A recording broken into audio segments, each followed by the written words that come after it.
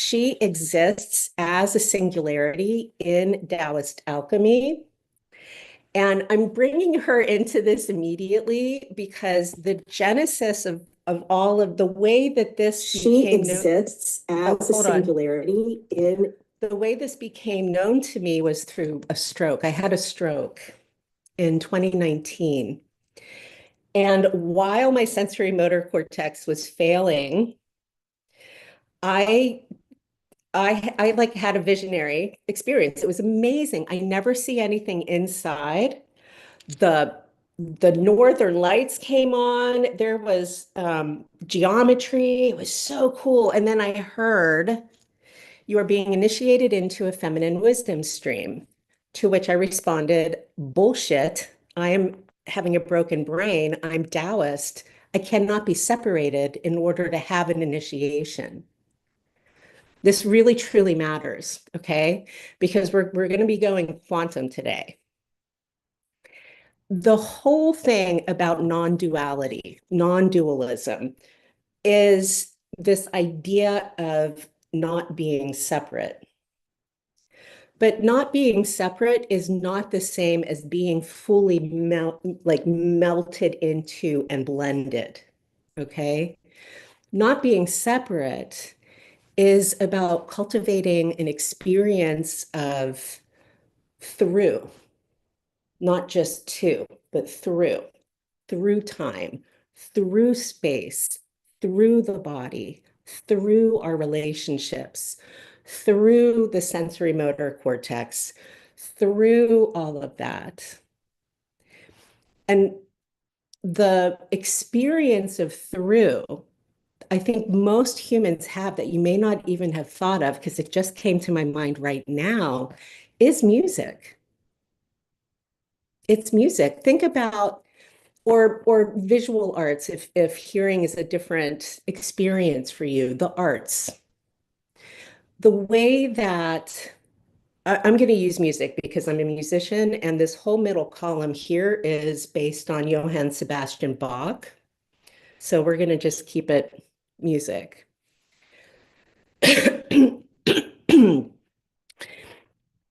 I'm a classically trained musician, so there's a right way to do it. And even in the right way to do it, there are tons of variations, right? People will bring their own experience to a piece. The same instrument can sound different in different people's hands.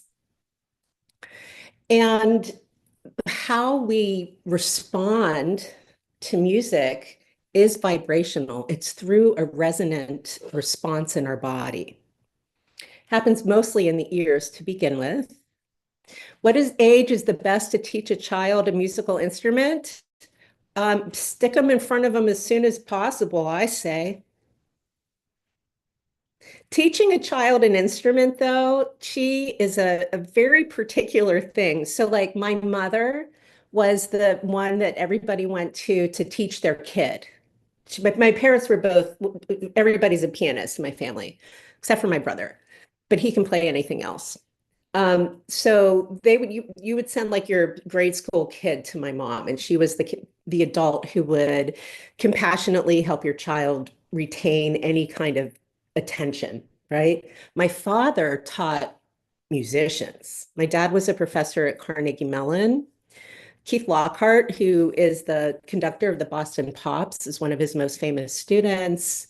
I was in high school with Billy Porter. My dad was his teacher. So I have obnoxiousness, okay, in the music. But yeah, no, I think we're born inventors, musicians, artists, dancers. That's how we're born. And then we train it out of ourselves. We train it out. The contemplation of music as it relates to, we're going to get into these dimensions because I just, again, finished the fucking framework of everything. Now I have to package it and sell it. So you're all going to help me, I hope. Is I, in sixth grade, I'm so happy you asked that question. In sixth grade, we were doing geometry. I am a genius, okay? Like obnoxious, 165, okay? My brother as well, he had a TBI when we were very young.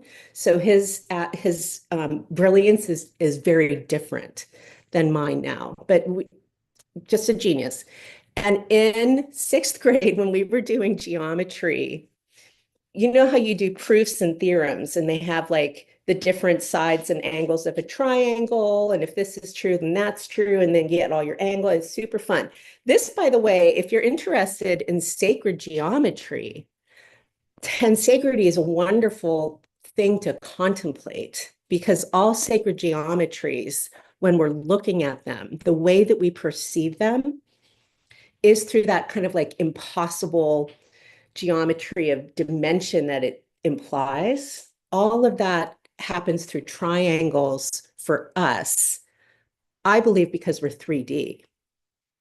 So like a 4D entity would happen through squares, 5D would happen through something else, assuming that they flatten their dimensions to contemplate it. So that's the first thing everybody needs to know about Katie. Okay, I contemplate flat. In physics, flatland, if you've ever heard of that, the idea of entities living in two-dimensional space would be like just an entity living on the surface of our computer screen, like me right now. And that a 2D entity cannot perceive 3 dimensions, but can see the shadow of a 3rd dimension. 3D entities, like you and me, cannot perceive 4D. We can see the shadow of it. This is how physicists, one of the ways that physicists, especially with any kind of matrixed or crystalline structure, will show us shadows, okay? As it relates to something like mass and gravity, there are 3 different ways to contemplate gravity, and they map to the 3 columns of this Lo Shu grid. This Nijing 2 is a quantum interface. This is, I'm almost done. Let's just stick with me, Chi, because all of this is based on superposition and what you might call a parallel universe. There's also plenty of room for holographs.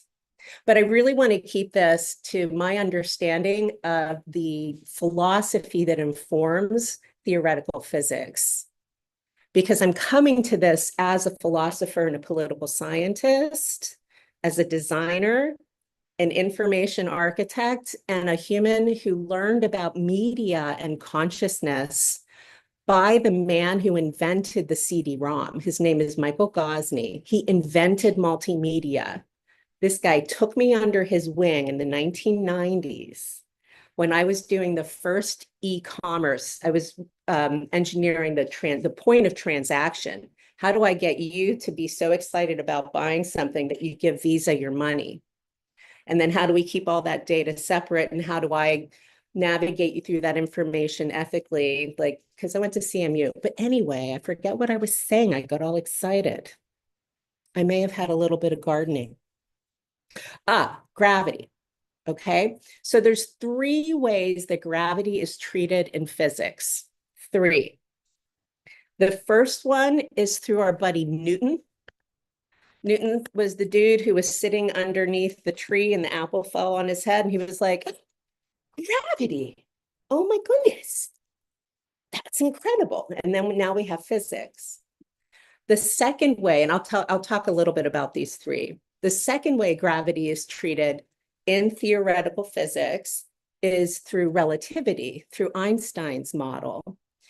And relativity is, I'm placing string theory and all multidimensional concepts as relative and not quantum, because the string theory also goes into astrophysics and to the existence of planets, whereas quantum mechanics is smaller than an atom.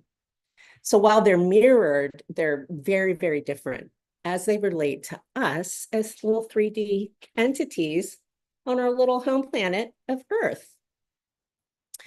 And then the third way that gravity is contemplated is through quantum mechanics. And that's where people get so excited about 5D and the plasma entity idea and all these things, okay? I come to this philosophically from the time I was a kid. I'll publish it. I'm live on YouTube right now. So I made up a theorem in sixth grade. I needed something for a proof my teacher gave me, and whatever I already had was insufficient. So I made something up.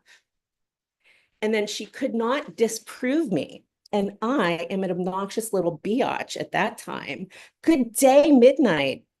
I also was in a private school, again, because I'm an obnoxiously privileged white woman. And I'm broke, but I'm privileged. This is why you're going to help me sell this. I need to turn this into exciting product. But anyway, I made up a theorem. I made it up.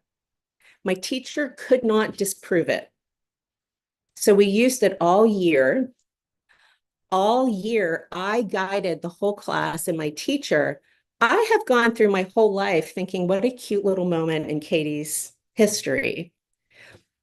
It wasn't until after I had my stroke, after I survived aggressive cancer treatment, fully isolated in my body at the height of the pandemic, after menopause, after not becoming a after all of that, when I started to really reset my mind, because I know how to do that, and I know how to build a neural net, I was contemplating what is now this model. And I was like, oh, that's right, the Cas theorem. I wonder what that was. And in order to do the mind, I did a physics cone from Carl Sagan, which is if you want to bake an apple pie from scratch, you must first invent the universe. I was like, let's invent a universe. How would I do that? How would I start from nothing?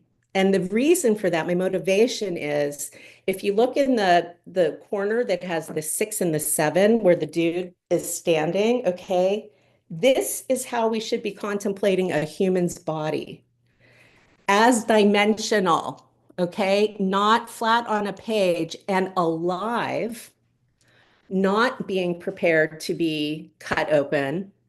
As also, I contemplate human through fascia, through connective tissue. And this Nijing 2 is a chart of fascia. So I started inventing a universe from scratch, which for me was if I was going to turn this Nijing 2 into a Yahoo experience where you and I could have a curated understanding of how we're being guided into ideas such that there would be transparency to the bias of the lens, of the frame. We do not receive transparency around bias very often, especially with our news media, but even with things like medical research. Okay. So, in order to get away from the bias of medicine, because a lot of this occurred, the whole like cancer by myself thing was this anyway. So I invented a universe from scratch. I knew I would have to become a propagandist to do that. I am trained in propaganda from Carnegie Mellon, and I'm also trained by Edward Tufte, who's one of the world's best visualizers of data. And so I just like went into this thing. I did not have this 9 grid until this past summer when I learned that the Lo Shu grid exists in China. I had long completed the relationships between the concepts in this grid. So if you look at these concepts, these are big fucking concepts. Genetics, memetics has to do with media, epigenetics, that has to do with expressions of genes changing, but not the genes themselves. Negentropy at 3, that is what happens when complex systems move towards complexity instead of entropy, instead of chaos. It's growth. Homeoresis is stability in dynamic open systems. I'm not answering questions like that right now, Lips, other than to say all media is propaganda. All of it. Just assume it's propaganda. You don't have to put any kind of like motivation behind it. Assume it's propaganda. Be aware when anybody puts a number and a label on something and then tells you it's true. Anyway, we can get into that. So homeoresis is dynamic stability. Homeoresis, the closest like day-to-day concept you might have is Gaia, the Gaia hypothesis. Yes, I am also propaganda. Yeah.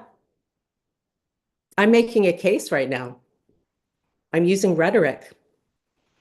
I went to Carnegie Mellon for this. We have to just remember, okay, and I don't want to use that word too much in this live, especially on TikTok, just because of the day we're having. Let's just call it like media. Anything, so my master's degree is in rhetoric, and I was studying post-World War II propaganda primarily. Anything that's meant to persuade, any speech that is to persuade, anything that gets you motivated or interested in you can contemplate that as propaganda. Yeah. My politics, I'm not going to say in this live because I am on TikTok, but let's just say I'm oil and water with what's coming in. So homeoresis, the Gaia hypothesis, and then homeostasis is what happens when a closed system is balanced. And that would be like our cells themselves. Okay. This top row, entropy is the factor of gravity that just makes things decay.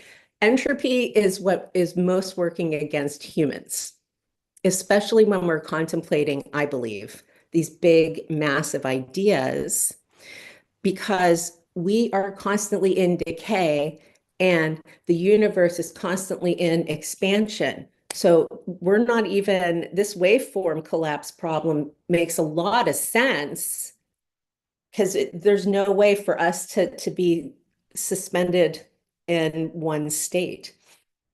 But also at entropy here, I have biotensegrity. Biotensegrity is the name for the architecture of how our tissue connects to itself. It's called fascia. It is architected as tensegrity. And this is something I have a subject matter expertise in. I've been studying with doctors, medical doctors for decades, okay? Shentegrity, the number 9. In the traditional Lo Shu grid, the number 9 is Wu Wei, or effortless action. And that is like the ultimate experience of Taoism, which all of this is based on. Effortless action, where things are, they're just working. Okay. Effortless action is not sit by the river and do nothing. It has to do with like setting things up to succeed. And also responding in ways that are contemplating very complex concepts and what their potential outcomes are, and then how do those potential outcomes impact something. The genesis of Taoism is a direct response to high control governing. So Taoists were like, we're not doing that, man. No. We're going to do it. I guess it's a form of anarchy, but I don't want to say that either today, even though I did. And then tensegrity here. Okay, so tensegrity is a design principle. It's something that is all over the place. There are 5 factors in tensegrity that are, wait, I don't want to talk about end brains. Where's my Tensegrity. Oh. Cycles and superposition. Okay, dynamic equilibrium. So a tensegrity structure, think about a Buckminster Fuller dome or like a big building or a suspension bridge. There's dynamic equilibrium. Equilibrium, not equal quality homeostasis, equilibrium, like being able to surf. The adaptation in tensegrity structures occurs through curves. So that gets us into Mr. Einstein's concept of relativity, mass, and the speed of light. And Einstein's relativity model is about the curvature of space-time. It's a tensegrity model. Nonlinear relationships. Okay, so a linear relationship is one that I could almost like just sew a needle. I can do a 1 to 2. There's a linear relationship. Nonlinear relationship is these two things are impacted by something else. And these are amazing architectures for scaling, especially if the purpose of the scaling is to all of physics is tensegrity, but relativity especially. Yeah. I never looked at relativity until this summer because I just figured that Einstein proved it. I thought he proved gravity in some way. So my whole model is based on believing that Einstein is at 8, by the way. I'm not fucking with genetics. But yeah, it's tensegrity. So there's nonlinear relationship. There's an interconnectedness to it.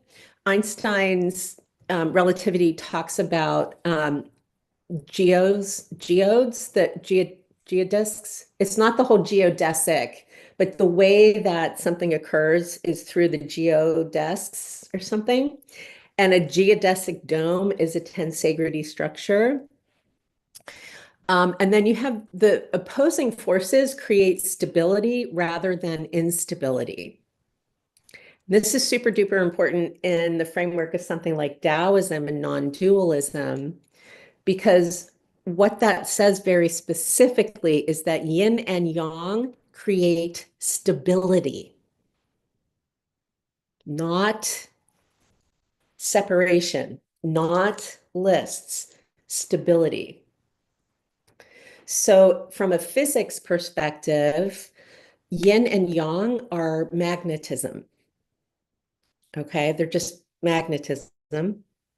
From a practical perspective, the yin and the yang symbol is a meme with this concept of memetics. It's one thing that represents the whole universe, not masculine and feminine. It's the genesis of the binary code of reality is the yin and the yang.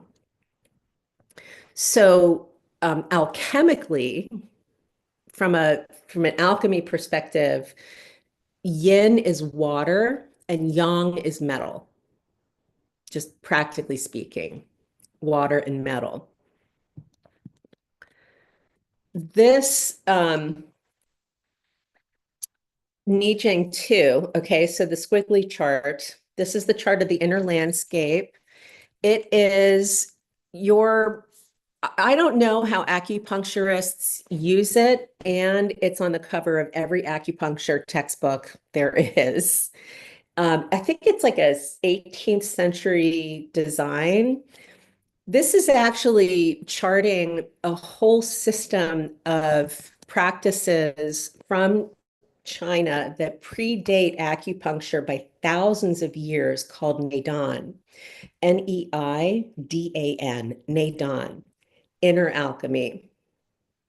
There's also Weidan, which is outer alchemy, but I don't do anything in the third dimension. I don't do external stuff. So this is inner alchemy. Also, the Niching 2 is not like a chart or a map, it's an interface. So cognitively, it functions very similarly to like going into a VR environment and picking things and choosing and then having an adventure. This is code. All of everything in the I Ching 2 is code. I don't have any of the text or the trigrams. There's a whole bunch of other stuff around this in the original. Well, the original is a stone carving, and then somebody turned it into a poster. But you can get free copies in all of my downloads. It's fascinating, isn't it? So this I Ching 2, this little squiggle wiggle chart, is what fits into the Lo Shu sections of 6 and 7, which, by the way, are triangles that do not exist. And I had placed this I Ching 2 in that corner long ago. Okay. None of this became clear until Katie went quantum. The astrophysics is way too much. My God. Planets and stars. Tiny little things. Yes, I can contemplate that. But the way that I parse and show you these triangles, okay? So a isosceles triangle has two sides the same, one side different. A scalene triangle has all sides are different. They're all different lengths. An equilateral triangle, all three sides are the same. It is impossible in our dimension to have an equilateral right triangle because of Pythagoras. A squared plus b squared equals c squared. It's impossible. It is impossible to have an equilateral obtuse triangle. Cannot happen unless it occurs either through perception or dimension. That is my cat. Hello, what is it you need? Do you need to have some water? Let me turn on some water for her, okay? I'll be right back.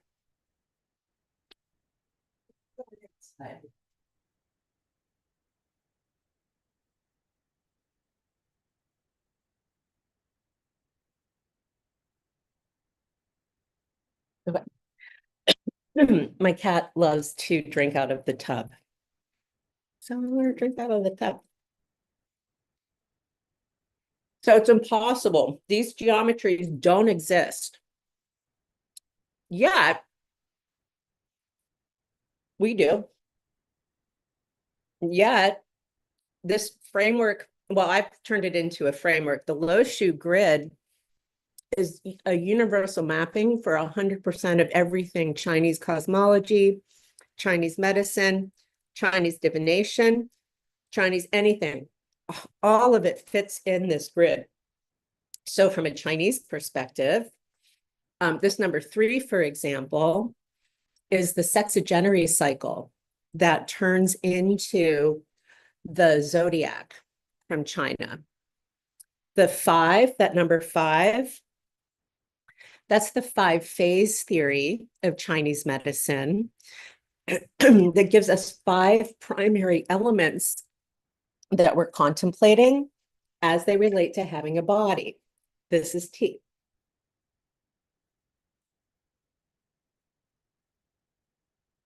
Thank you very much. The elements are water, earth, fire, metal, and wood. Okay, and they're always the same.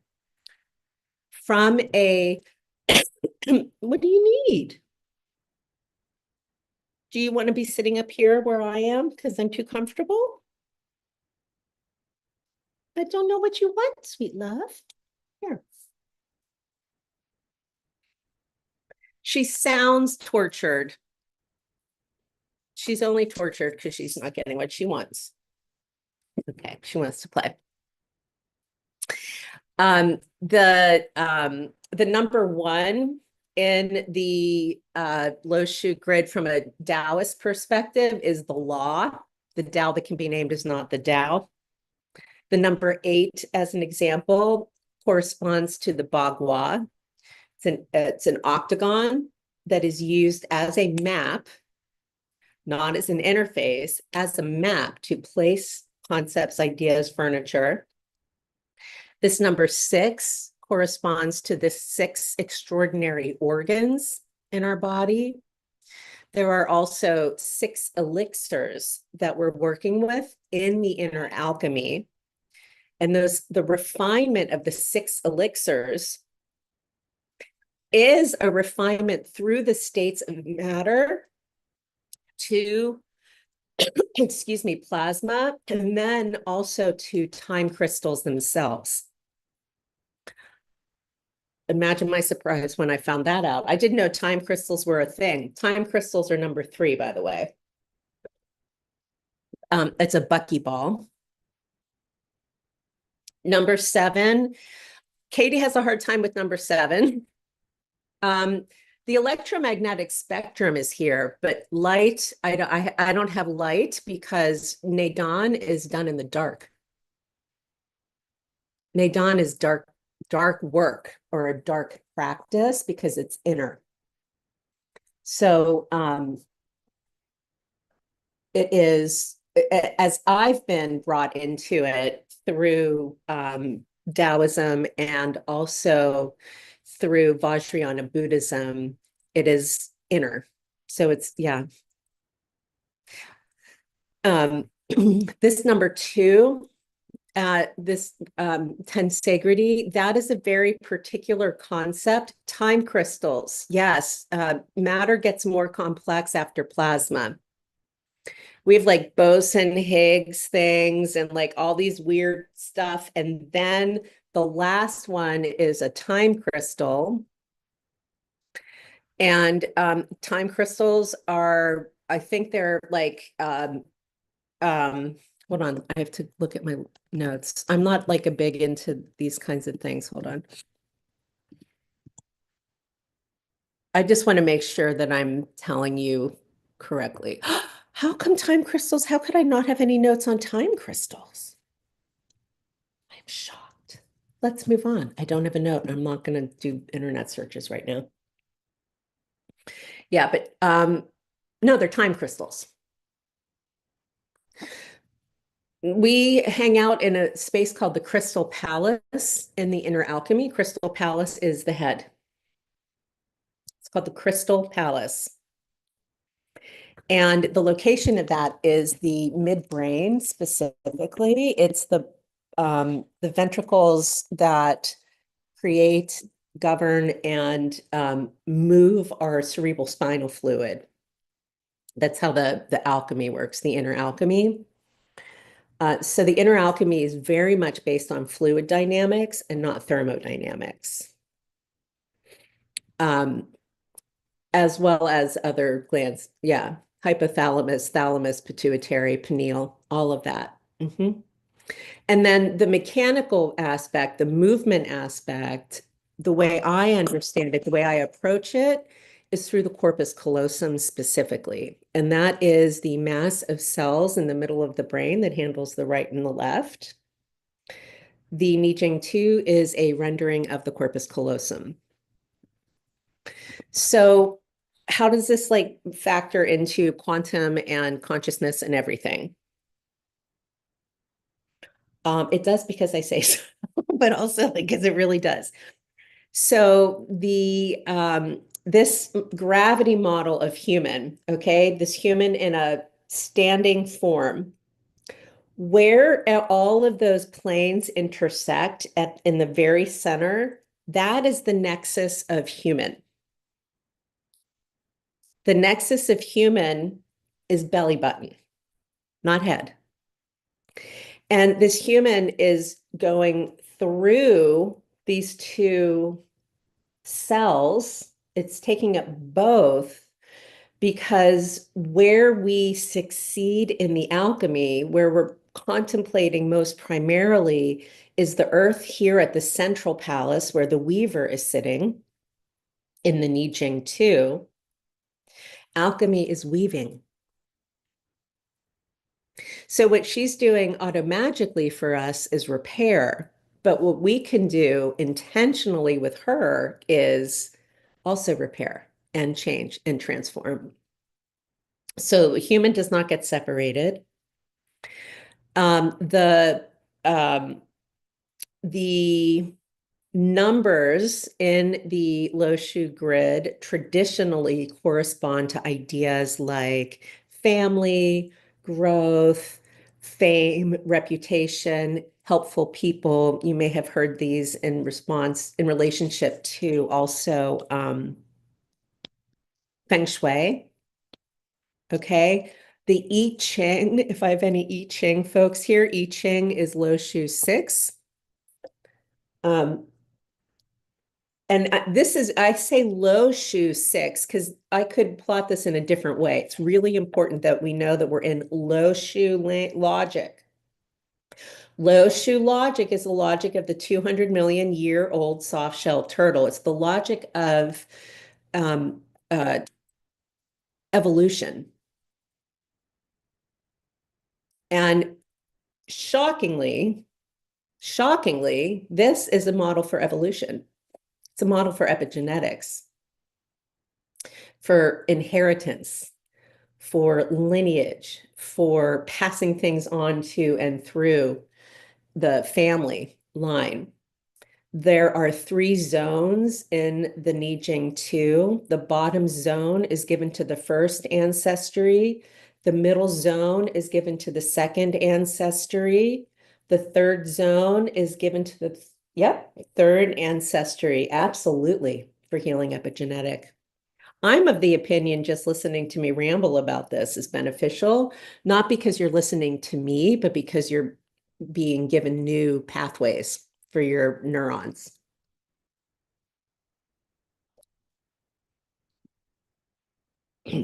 Okay. The Nijing 2, these entities in the Nijing 2 that look like they could be people or something, those are called Shen. Oh, I'm glad you find it valuable. Yay. So they're called Shen, Shen.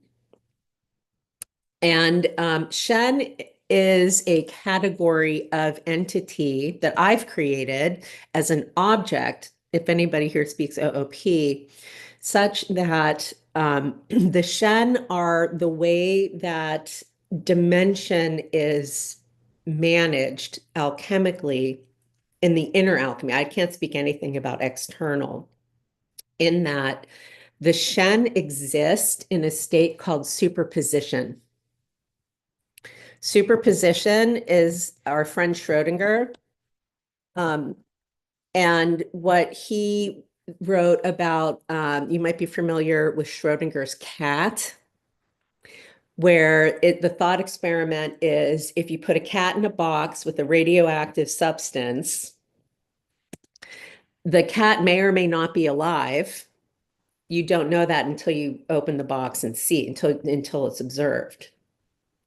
Superposition. The Shen they exist in superposition. The Shen exist in multiple states at once. Yeah. So the Shen exist as solid, liquid, gas. The Shen exist as Newtonian, relative, and quantum. The Shen exist as sustaining, increasing, decreasing. The Shen they're like the worker bees of the alchemy aspect of this. The microcosm, right? So now here the Shen representing our individual experience. Our organs have Shen, we have Shen, but just we're quantum right now. There's a macrocosmic correlation as well, though, to the stars themselves through the star bridge here, where you can see the child fishing with the Big Dipper. So our inner child lives on the star bridge. The star bridge, the one that goes to the actual sun, to the twinkling lights in the skies. And so this is where our baby universes happen. in Taoist alchemy is through the star bridge. The black hole factor in this is more that the physical aspect of the I Ching 2 is our living tissue. Black holes and baby universes. Stephen Hawking wrote this book in, was it the 80s? It had to have been. That's when I got into all of this. I've been like, my stroke, I forgot that I knew all of this, by the way, when I had my stroke. The Black Holes and Universes by Stephen Hawking is a collection of essays about the makeup of black holes and why they might be nodes from nodes. Oh, well, of course they are. Here's the thing, okay? All of the celestial, the astrophysics, as far as I'm able to perceive, they're all in this Newtonian linear idea about gravity. They should be at minimum, at least with the three body problems, at minimum, you should take it quantum because like at the scale of everything, our universe is quantum to something else. Anyway. Listen to me. I'm so obnoxious. Oh, you silly boys. But truly, physics is missing the part about how our tissue is made of the same geometry. So like all the geometries of the everything is mirrored or mimicked some way, truly in our body.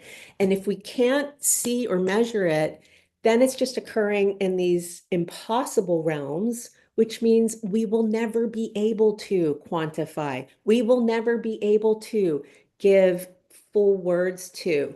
This number 6, that is the golden triangle. That is a beautiful Fibonacci of universal, all the things. 7 has to do with chirality and spin.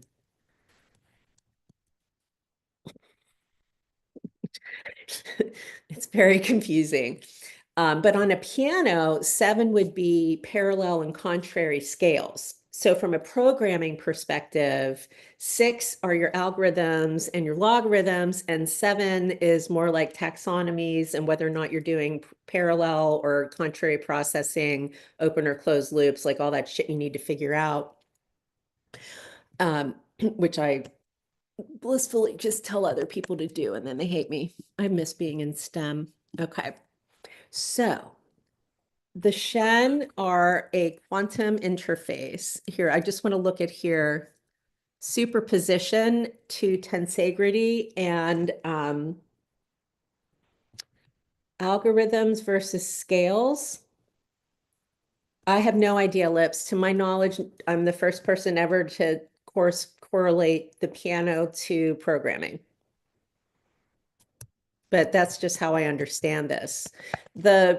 Whenever I made the Cas theorem, I was in 6th grade, so I was like 11, I guess. I thought my father, who was a conductor, could play all of the instruments that he was conducting. I just figured because my mom could do everything, obviously, but then also he was singing with the singers and playing with the pianist. So I just figured he also played all of the instruments. I did not realize that conducting is project management. I thought it was something else. Yeah. So what else do we have? I'm just looking at some of this. The classics don't use baby universes. So we got the baby universes. The black here, nanotubes. This is what I want you to contemplate. Nanotube. Let me get you a nanotube.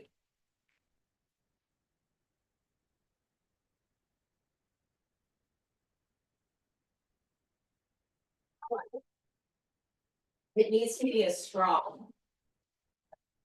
Oh, very good. Straw. Okay. Nanotube.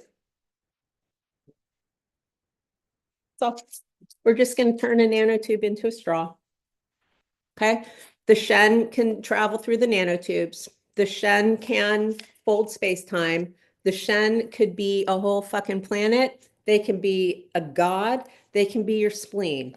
A Shen can be, but what a Shen never is, a Shen is never, in this framework, a Shen is only an object. It's never a thing unless it's art. Meaning, this is a phone.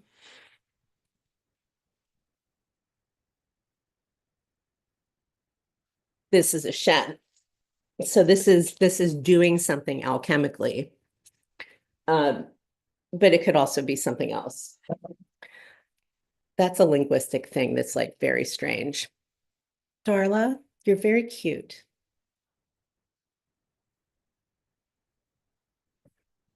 Inert. I don't know what inert from like an energy perspective.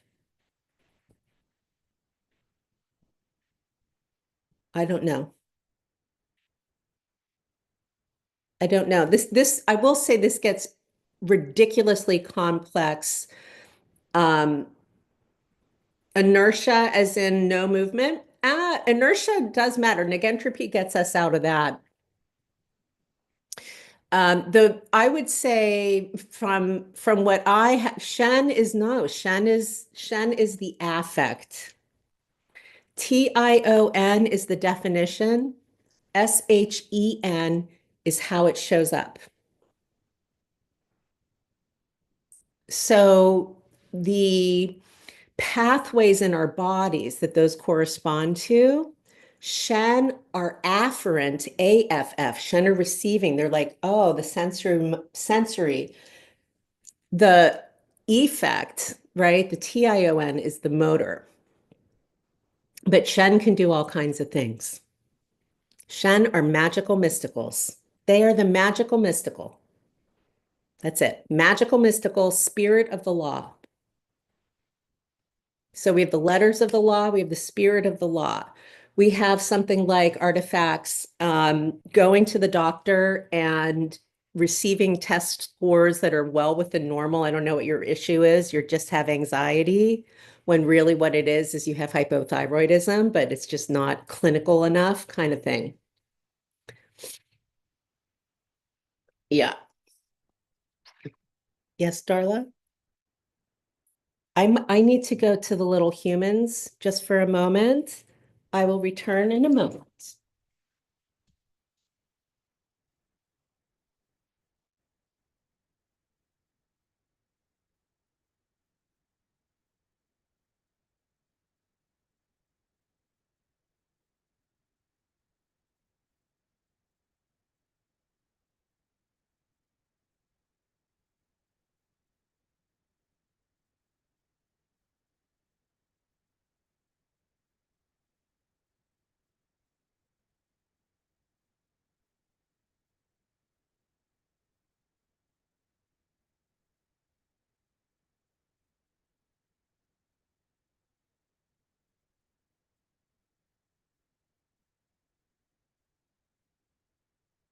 Thank you, friends.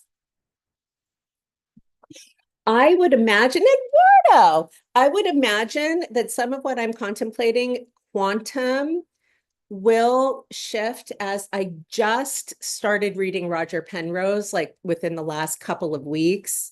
Penrose is, sir, he is very famous for his concepts of, do Shen have parallels?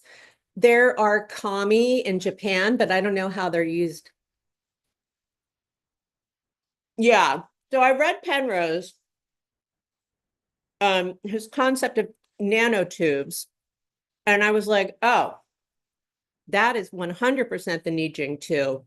So here's where the waveform collapse occurs at Lo Shu 4. Entropy, biotensegrity, the Schrodinger corner.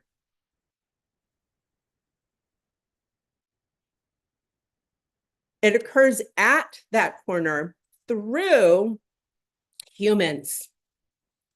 Like we cannot, the waveform collapse is going to collapse, is going to collapse, because it's us having the idea. I believe, based on some experiences I've had in this alchemy, doing this alchemy, I believe the waveform collapse is the lived experience of what would be the twist that I do on a piece of paper to turn it into a Mobius strip. And what we're doing is whatever the Mobius of 3D is, we're on the Mobius of 3D. Okay, it goes to 4, whatever. We don't perceive that. There's your black hole, there's all the things. The waveform collapses. A waveform, my friend, is a fucking factor of water or gravity.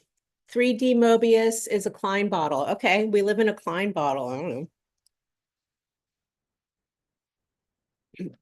I like that idea though, because I can only see that as a shadow. But yeah, so there's a huge, massive Mobius factor to this. These triangles in this grid here, the way that I mapped them, they can be like triangles. They could also be different concepts of Mobius, and each triangle has Shen, Qi, and Jing. So there's 3 main archetypes of energy in Taoist alchemy that become very relevant when we start going into 3 body problems. The 3 kinds are Jing, Qi, and Shen. So look at that. There's another Shen. Jing, Qi, and Shen.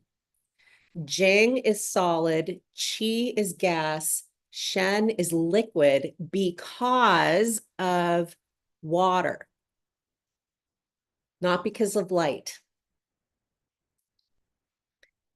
In the possible geometries, water is number 2. Or I should say, hydrogen is number 2. Carbon is number 4, and oxygen is number 9. If I was to put the molecules that we need. And I put hydrogen at number 2 because our friend Oppenheimer is number 6. Our friend Einstein is number 8. Newton, I'm not sure. I guess Newton would be 5, but Copernicus is in here. I mean, it's amazing, like all the way that this magic 3x3 grid from China, this used for divination, when I extrapolate meaning behind that through these different medicinal systems and through the different logic systems, it is incredible how easy it is for me to lay all of the physics onto the Lo Shu without having to force anything.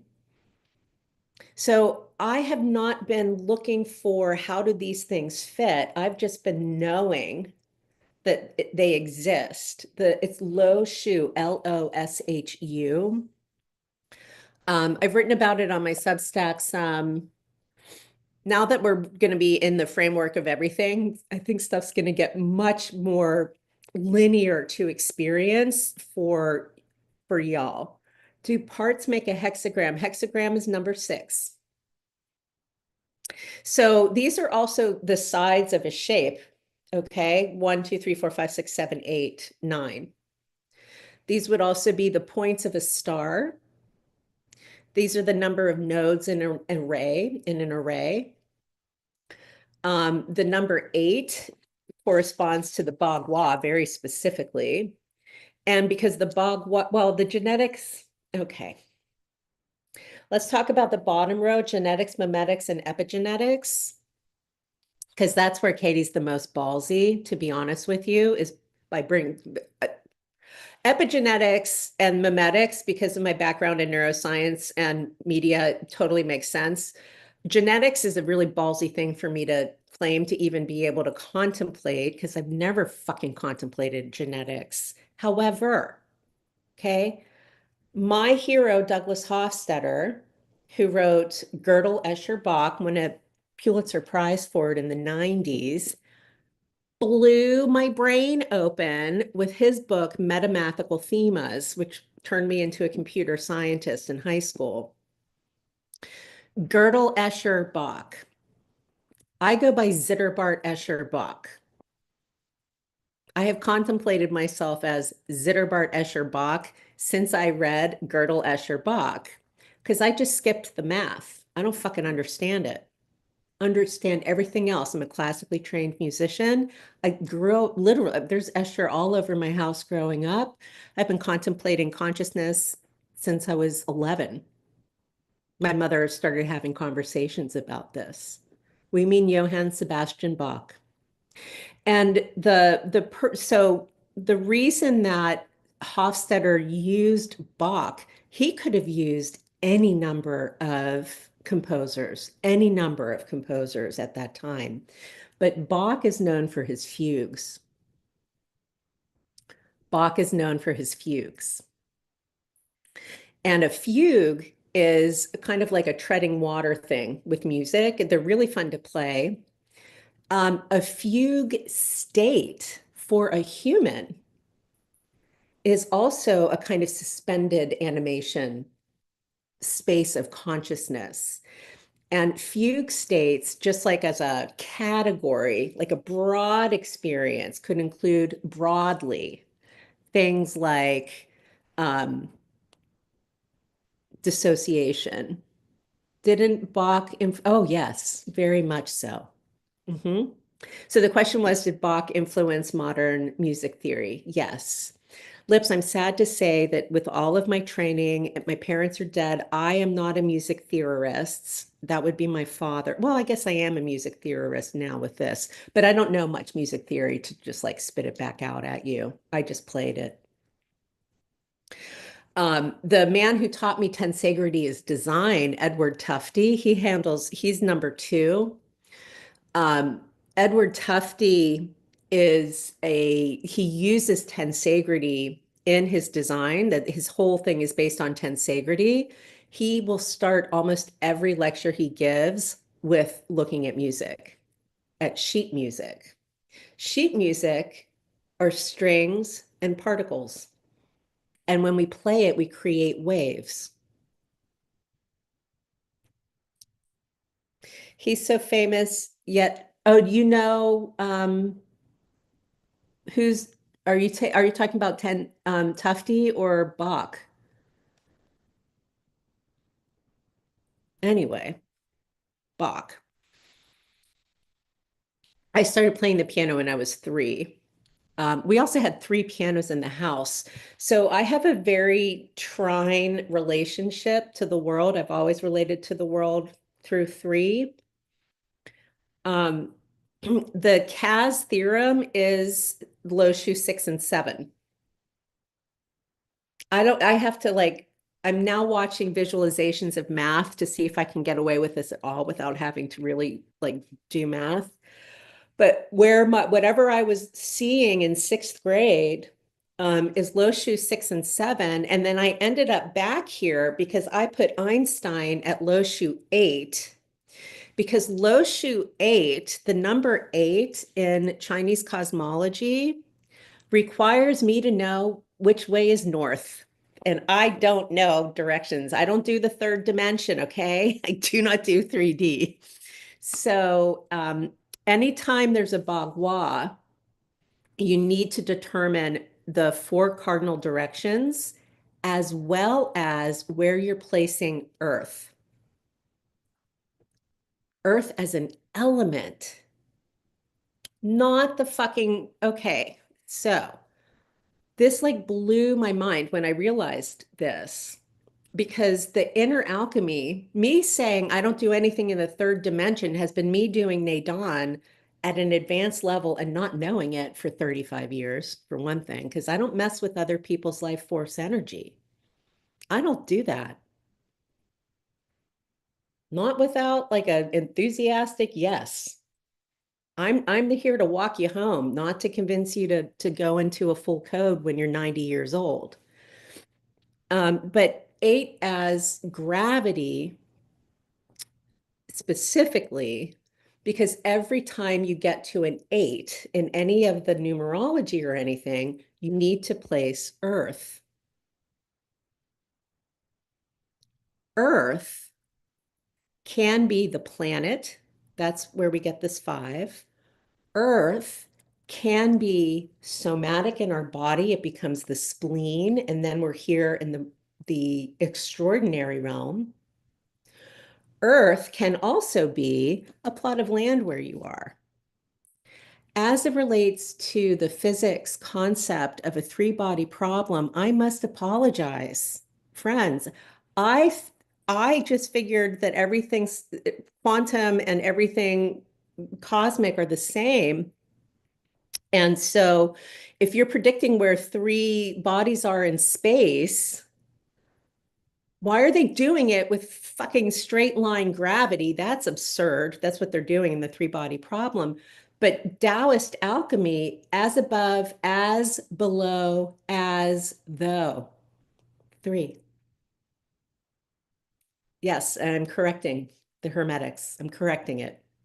As above, as below, as though.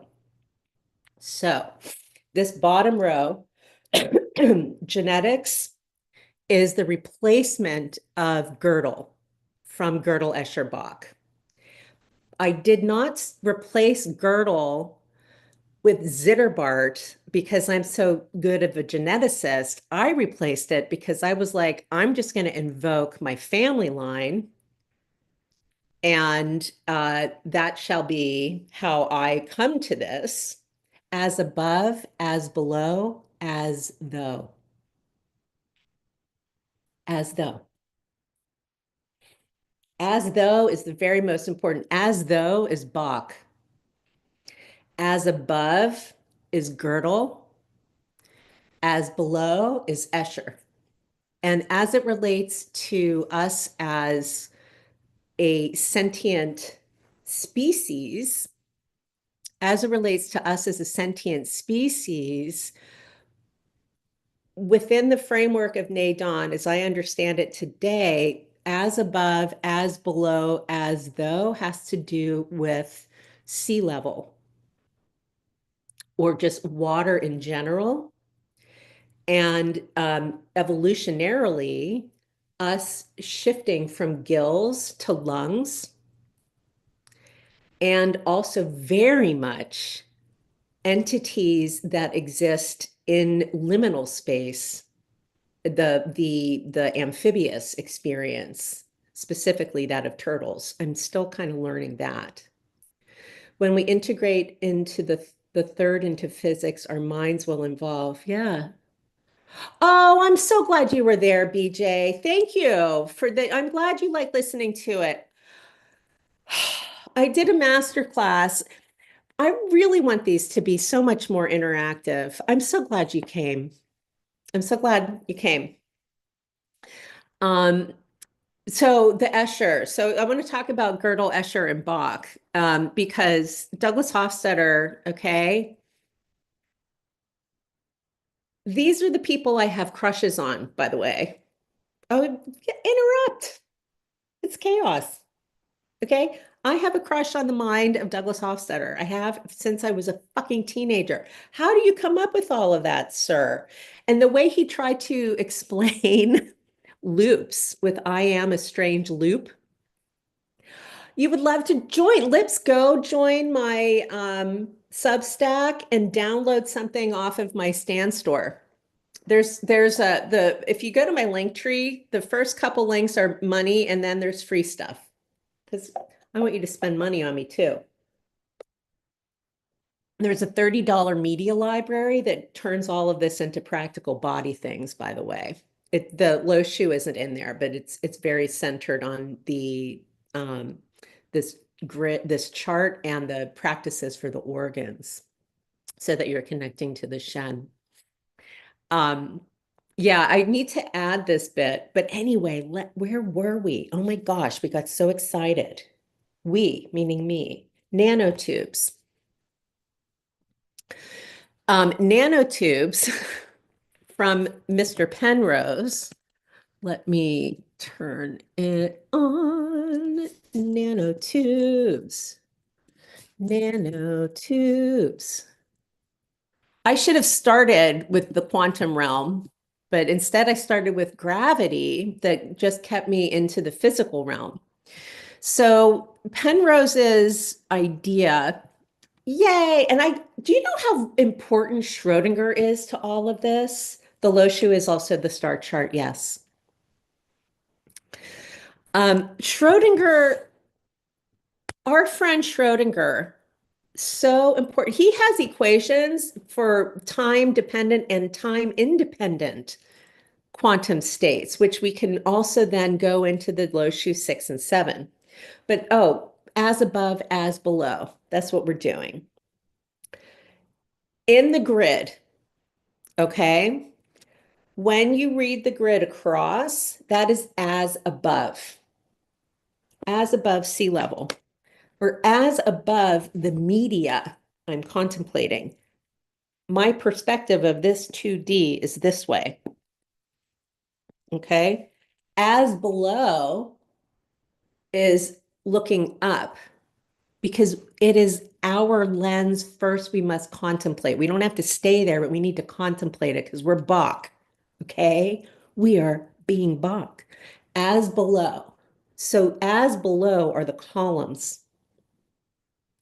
As below is the primary factor of water alchemically, in that water is the densest in its solid state. Or pardon me, liquid state. Densest in its liquid state. So this whole top row is liquid. The middle row is gas. The bottom row is solid. That actually still works here, solid, gas, liquid, because the lines, the strings that turn into this, there are 8 of them.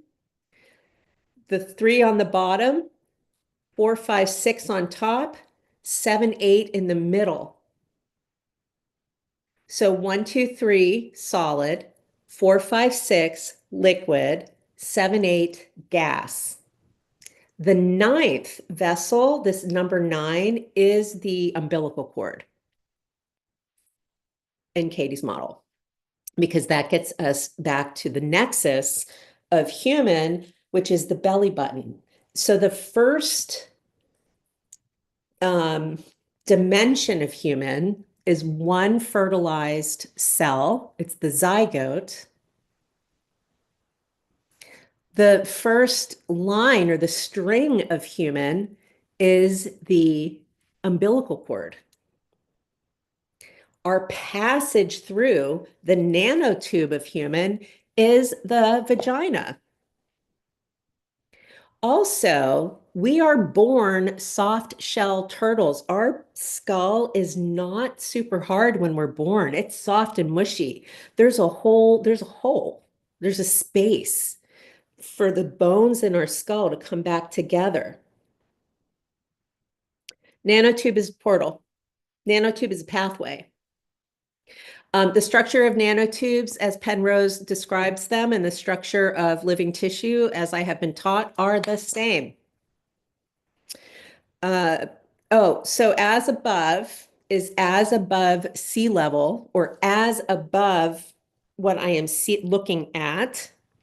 As below is as below sea level, or as though I'm looking up to something.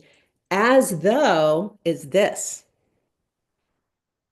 As though is I can maneuver, manipulate, create, change, transform. Or I can imagine what it would be like to. So Bach, as a composer, or any human composer, life being soft and death being hard, I like that. When you are conducting a symphony, the sheet, oh wait, I have sheet music I can show you. Oh, hold on. I have the very last piece of sheet music I ever played. Oh my goodness. Where is it? Because really, like once you see what sheet music looks like, a lot of this will start to make a little bit more sense. Here it is. I was 13. It's Bela Bartok, the Allegro Barbaro. Bartok makes Bach look like Blue's Clues. Bartok's fugues are fucking fun. Bartok 100% goes by like Fibonacci. Oh, good, you can relate. This is sheet music. It's code. There's a upper zone and a lower zone. The notes are pretty much the same. They mean different things based on what kind of tendrils they have. There are codes for repeating measures. There are codes for continuing. Sometimes you have to go back 3 pages. Sometimes you have to go forward. Sometimes you skip. I was 13 fucking playing this. I was so mad. I'm really impressed that my teacher gave this to me. This is a very hard piece. I would have been contemplated as a prodigy. Okay, but all of this turns into vibrations. It creates an oscillatory response in our body, very much in our tissues. We're mostly paying attention to this, but the matrix, the lattice of our connective tissue also responds. That's the nature of tensegrity. So you like the music that you're resonant with. You enjoy the sounds that land nice, right? The different kinds of music, enjoying different chords, all of that. It's just like food. But because music has a nomenclature, so Bach and memetics, a meme, how do I want to say this?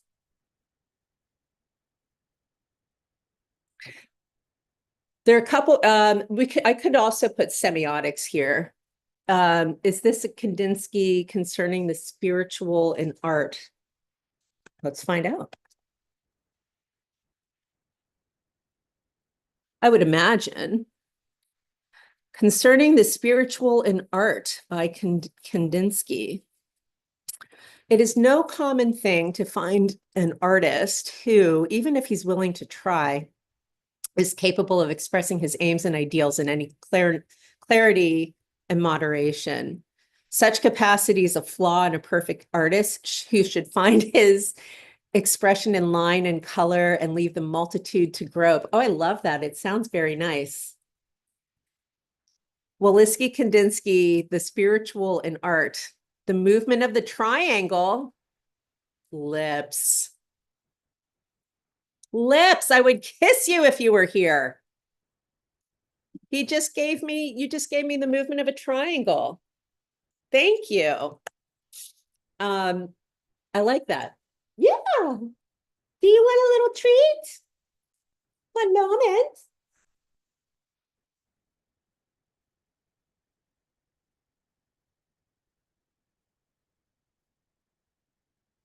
So, something just changed in my body. Something just relaxed in my body. I feel so much better. Okay, probably food. So memetics are, a meme is a unit of culture. Bartok, B-A-R-T-O-K. B-A-R-T-O-K.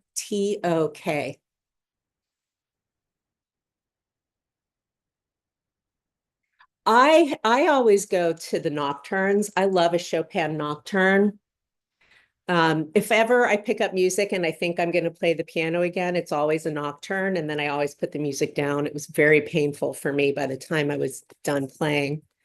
It's one of the few mistakes my mother made, is how she approached that with me. But let's go back to this idea of memetics.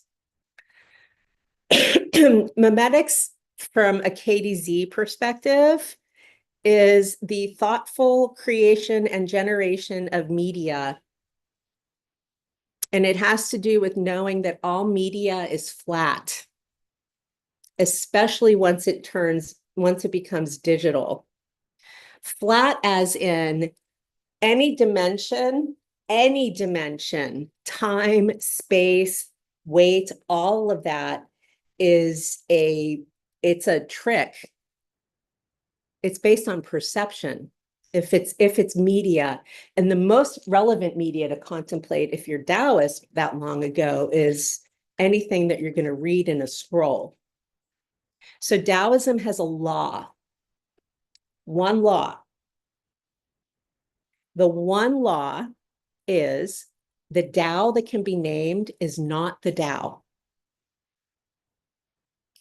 That is not the same as the Tao that can be perceived, or the Tao that can be labeled something else because we're not allowed to say what it is directly. Nudge, nudge, wink, wink, catch my drift.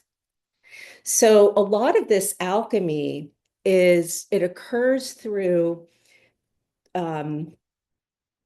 it's like when you substitute ingredients in a recipe. And China has so many names for all of that. I have turned everything, all the concepts into Shen. Yeah, I don't know much. I will be honest with everybody. I was raised by atheists as an agnostic. So, yeah. But my mother put the Tao Te Ching in front of me when I was 11, the same year that I created the Cas theorem. So I've been contemplating non-dualism for more than 40 years, for like my whole life. I'm also a twin. I'm a fraternal twin. And my understanding of duality is based on being a fraternal twin. My understanding of relating to somebody is based on being a twin. The fraternal twin experience is fascinating. I have many friends who are fraternal twins, the boy-girl fraternal twin. How parents choose to raise those children is really fascinating to hear, to listen to. One of my very, very best friends from like diapers is also a fraternal twin. Her mother told me she loves me yesterday, and my mom's dead. And I was like, thank you, Linda. But boy-girl twins they're interesting. My mother never had me and my brother in the same school. We went to different schools. Nobody was allowed to call us the twins. My brother had a TBI when we were very young that gave him brain damage. So they wanted to hold him back and move me forward. We would have been 2 grades away from each other and twins. My mother said, fuck that shit. Katie's staying where she is, and we're going to support David. And that's what they did. But also just having this whole other person, we're like dipole. We're very much like a magnet, like dipole opposites, like the yin and the yang down here at the bottom, which you can't really see on TikTok, but you can on wherever I am, YouTube. Yin and yang are a boy-girl twin in this chart. Darla, we're talking about the framework of everything. There's nobody more important than you, though. Do you want some water? Okay, one moment, please.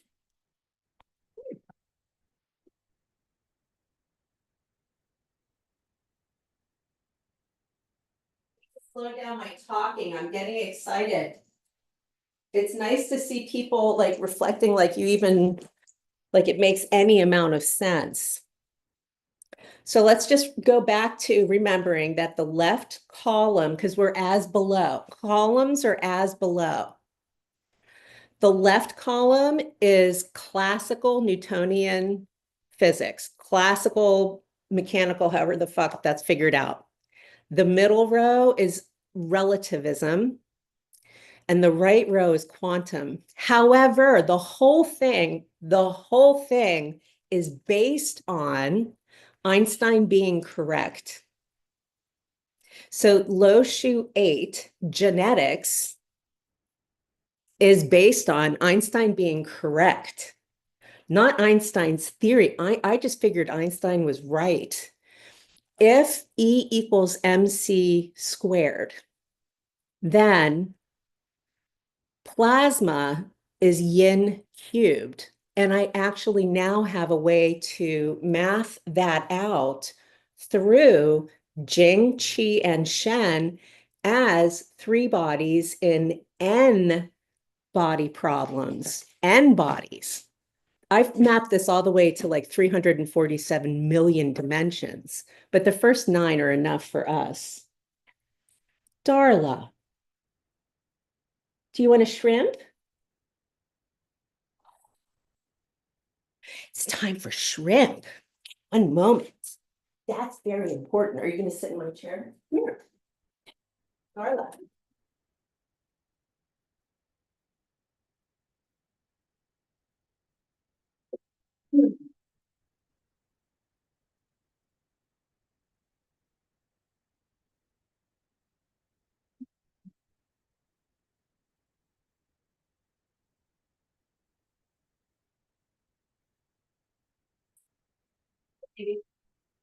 Here's some shrimp for the Darla.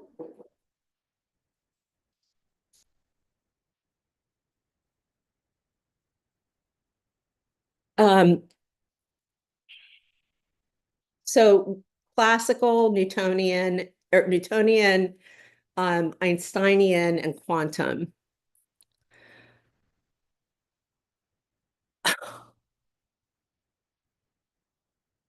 Quantum, us understanding quantum is impossible because of the Mobius factor, is what Katie is saying. But the Nijing 2 as quantum, holy heckin', my friends. Okay, first of all, it's filled with Shen. Shen are entities. They're not ideas, they're entities. They're objects as soon as I figure out how to fund this or something, but they're objects in the system.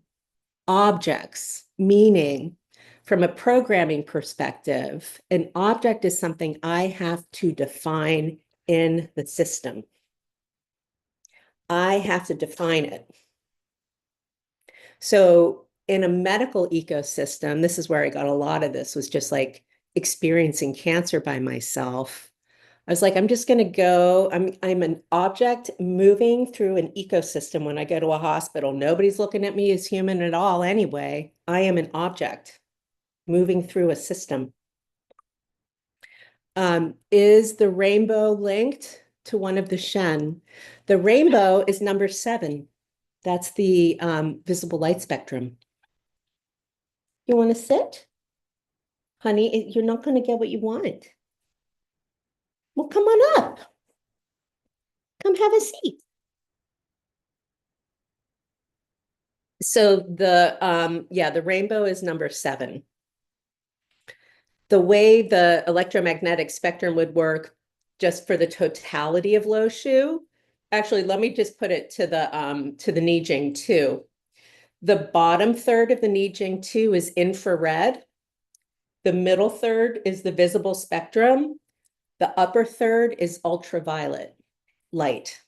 Outside of the Nijing 2 is everything that is not beholden to that spectrum, which has a lot to do with plasma and other states of matter in theoretical physics and string theory in particular.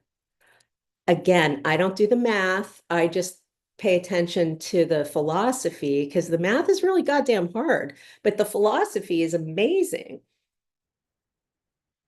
So as below is the in our body.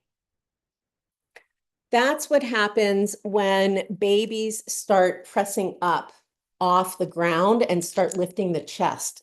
It's called rostral caudal movement. You press yourself up and look. Hi. Yes, you can sit there. Darla's on top right now. Hello. Oh, you're so pretty. As though is the thing that is missing in all Western medicine, but very much a lot of Western alchemy. The way that we're brought into as above, so below, what? As above, so below, what? The weight I am, the thing I'm looking at, the hill that I'm on, like what, as above, so below, what? We also get into ideas of front and back with as above, as below, as though, because as though is the interface in any kind of technology design, meaning the interface, meaning the point at which you and I come into contact with and interact with directly a thing. That interface, how that is fed to you, occurs through design on the back end, not on the front end. I'm not talking about algorithms right now. I'm just talking about like what you see. Front end, back end, now for humans is used to be belly towards the ground, back towards the sky when we were on all fours, right? So we used to be on all fours. I would imagine 6 and 7 are possible geometries if we were on all fours and not on 2, but that's not how we are. So on all fours, head first, tail first, but my front is down. My back is facing up. Once I stand, that becomes ventral and dorsal. And ventral is forward, dorsal is the back. You can see the dorsal fin implied in the dowager's hump area on the Nijing too. Right? Dorsal and ventral are two of the words that are used most often in the nervous system regulation models. Very specifically, polyvagal theory discusses the dominance of dorsal vagal as it relates to your vagus nerve. This is about resonance. And also, we do not live in the ocean anymore. We live on land. We have the burden of gravity. Our species is very burdened by gravity. We don't have the mobility that other species do upon birth. Babies can't walk, they can't move. They are so vulnerable. We are reliant we need to be taught all kinds of things. And not just even socially, human babies are extremely vulnerable. It takes about 36 months for the head, for our skull to start really getting into position and like the fontanelle to close. I think that's why the first couple of years are probably measured in months. There are a lot of developmental milestones that occur in the first 36 months that you're Earth side. The I'm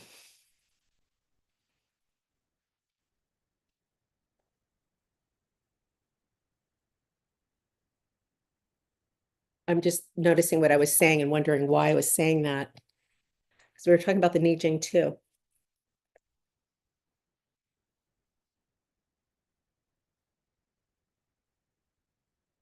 This is an evolutionary model in that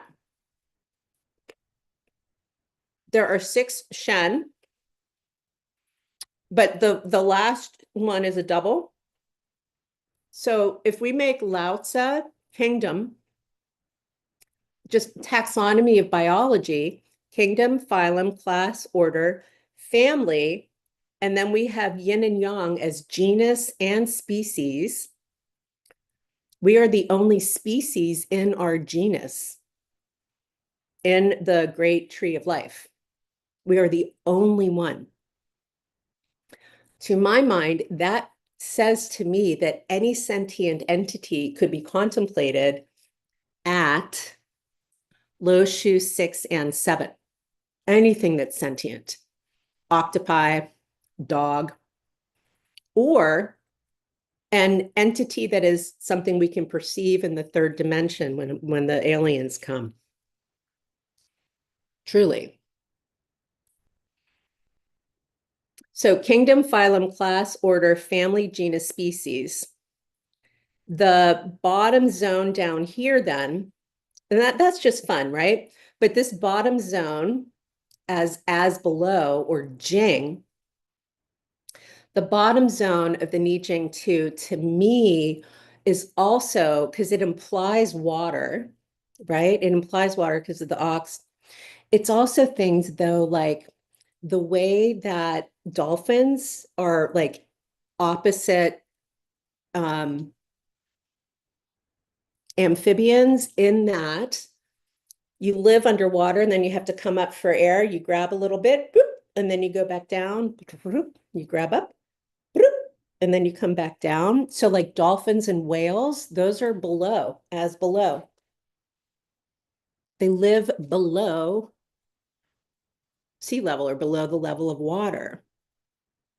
As above would be anything that's earthly, but also birds, also other animals.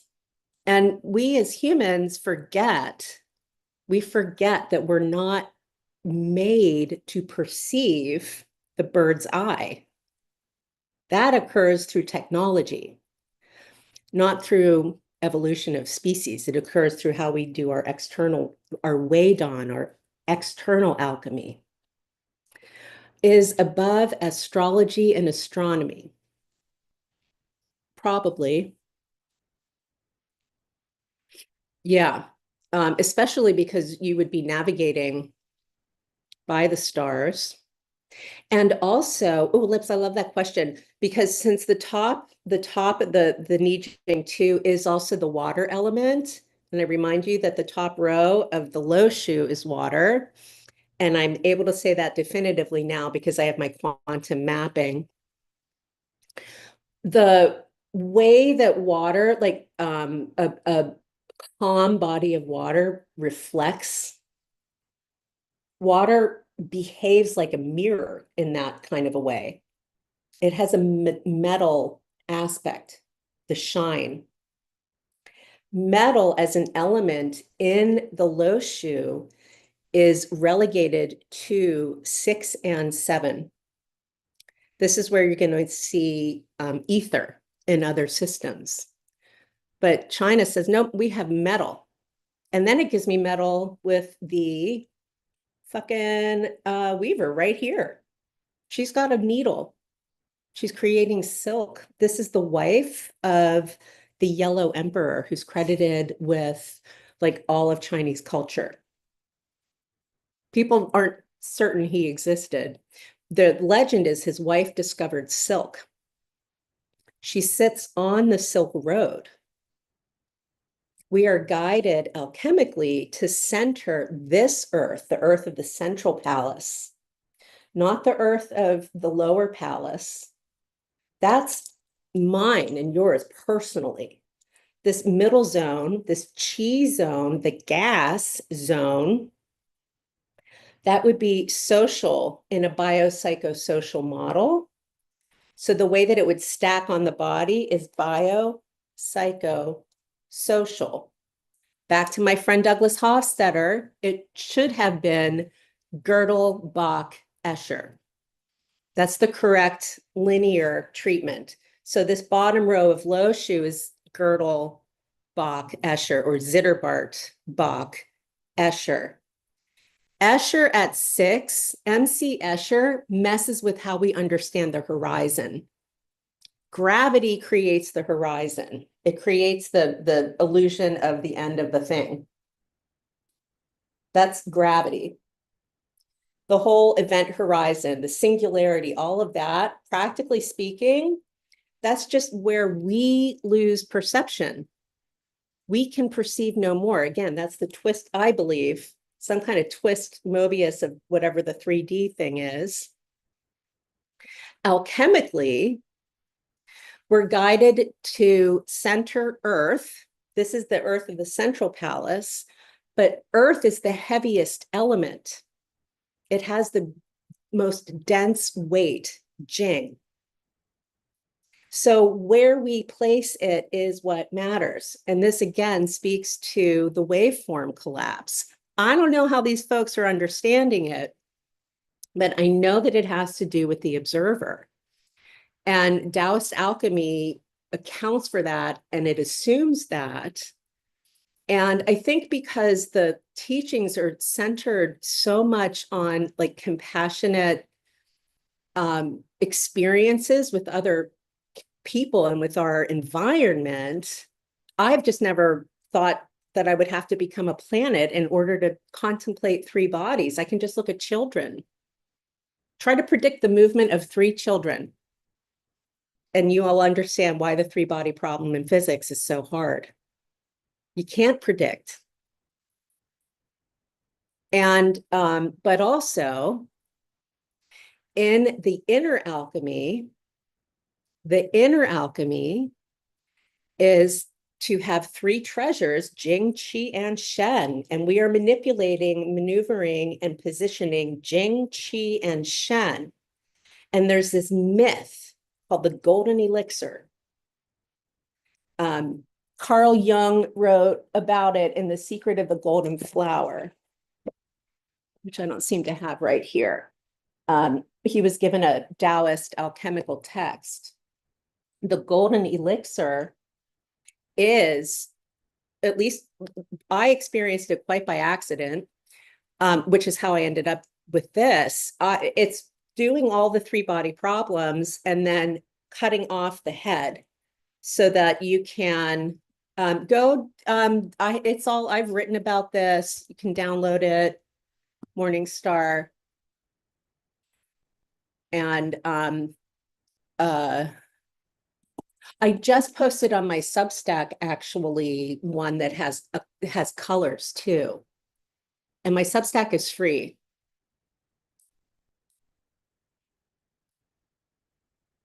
Yeah. We're just like having an excitement that I finished this fucking model. Framework of everything. I have given myself a get out of math free card because I and I alone understand what 6 and 7 are. The picture of the body connections was with the cross sections, the chia. Are you talking about Montauk chia?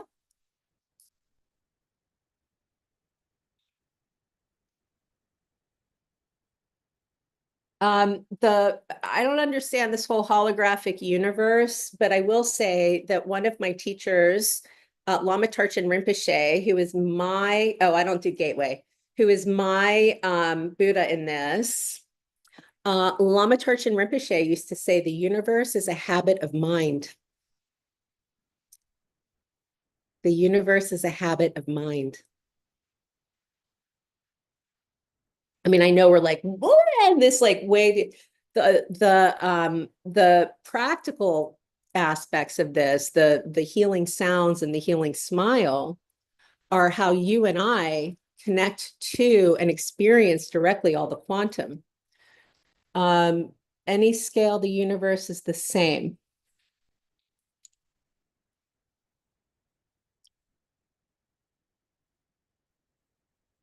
Seems to be that way. It's a fractal. Fractals, yeah, it's a fractal. But I don't know if any scale the universe is the same. I feel like it's probably, but maybe not the same. Like there are the time crystal concept as an example. is something that occurs as a result of the alchemy, not because they're already there, as a result of the alchemy. As a result of the alchemy, you experience this thing called the golden elixir, where the nest here in the Nijing 2, which is the alchemical cauldron or the alchemical uterus, I called it, it was like my own private singularity. I'm very lucky I came out of it sane. I was definitely disoriented for a long time. It shouldn't have happened. There's nothing in my tantric experience that I am doing at a level that should have generated that kind of energy in my body, but I was contemplating physics and data and how we are so attached to certain kinds of data in the columns. The right-hand column is psychiatry and the whole idea of sanity. That's what the right-hand column is. The left-hand column is medicine. The middle column is all systems. But just the fact that we have an idea of sanity is really messed up. Why do we have that idea? We have that idea because of the slave trade. We have that idea because of commerce. So as I was like, what am I going to put into this? I thought I was originally going to be guiding all of us through the framework of internal family systems, but I can't get away from the colonizer if I'm in anything Western medicine related to health. It's impossible. And 100% of psychiatry, at least in the US, goes to the court systems. It's not going to the medical systems. So we have a very strange separation of body and mind. We also have generations, plural, of scientists who now have been operating in the culture of CPR and life support, the culture of life support.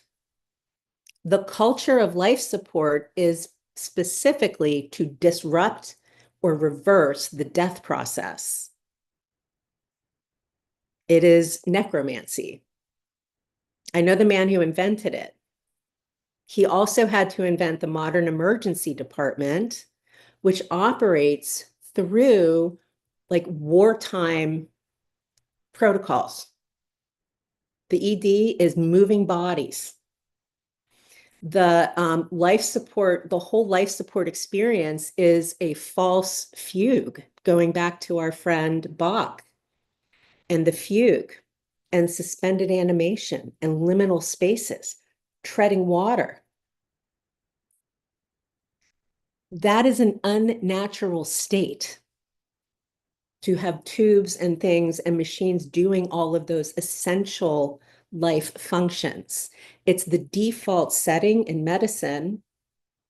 It was put into big practice, major practice during the Vietnam War. That was the first time we had life support on the ground. Do you know what that does to change the experience of that? Is my mind okay? You get blocked. I'm just going to block you.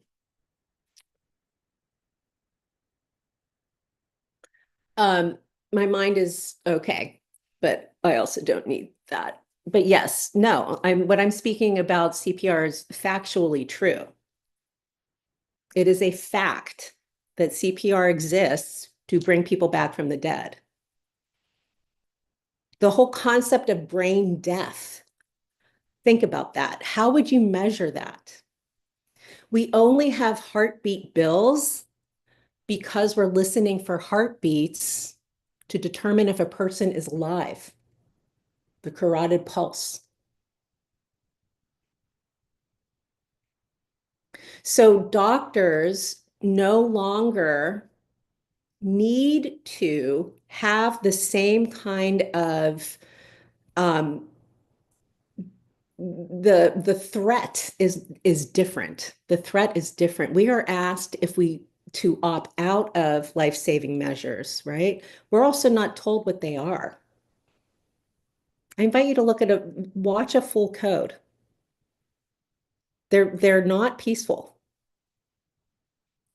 So what happens with that is, whatever, what happens with that is now the tissue around the heart, the connective tissue around the heart, is not being paid attention to by cardiologists. Now the pericardium, which is the sacred ball sack of love, man, it's holding the inner child. The pericardium is the whole reason that CPR even works, is because of that. It's because you break the chest, you break the shield, you push the heart and lungs back onto the spine. That forces spinal fluid into the brain, into the set part of the brain that generates and moves our spinal fluid. It's that. You're pushing this shit into the brain, and then the heart starts to beat again. That's hardcore. None of the mappings that I have here for like science and physics and psychology and all of that, none of those work within the framework of CPR. Please, I would love to answer a question. Our heart doesn't push the spinal fluid. Our heart beats and our spinal fluid responds if we're just breathing. We have a tidal flow of fluid in our brain and our spine every day. Our brain generates and brings back a volume of fluid in our spine daily, and that fluid is saline. It's salt. Isn't that cool? So if we're not paying attention to how all of these things are connected, and we cannot because Western medicine does not pay attention to connective tissue. Connective tissue operates against Western medicine. Okay, you have to cut through the tissue to get to the good stuff. Chinese medicine is so very much about the connective tissue. But I am waiting for your question.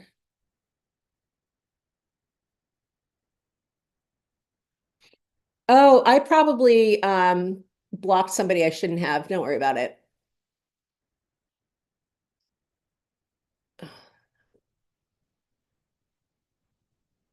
Um, they'll start another account, follow me if they need to. Is it our breath? Breathing does. Breathing does. So let me see if I can find it, and then I'll post it somewhere. Video of cerebral spinal fluid in brain. Like moving, pulsing. It has a pulse. Here it is. Good afternoon, and thank you for joining us. No, it's not. Sorry. I said the pericardium. Oh, okay. What I was saying is in CPR, you break the sternum, then because of the pericardium, it's all pushed back through the lungs onto the spine. And then that forces fluid into the brain. It forces spinal fluid into the brain. Is spinal fluid motion linked to Kundalini raising? Yes. In the Vedic system, I believe what you're doing is running the current straight through the spine. What we do in Taoism is we do a circle. We're not going through. Taoism is fully fluid based on how water behaves, not how fire behaves. Trains people to feel. Yeah, that's really cool. The fire breathing technique, like kapha body breathing, what I'm saying is all breathing.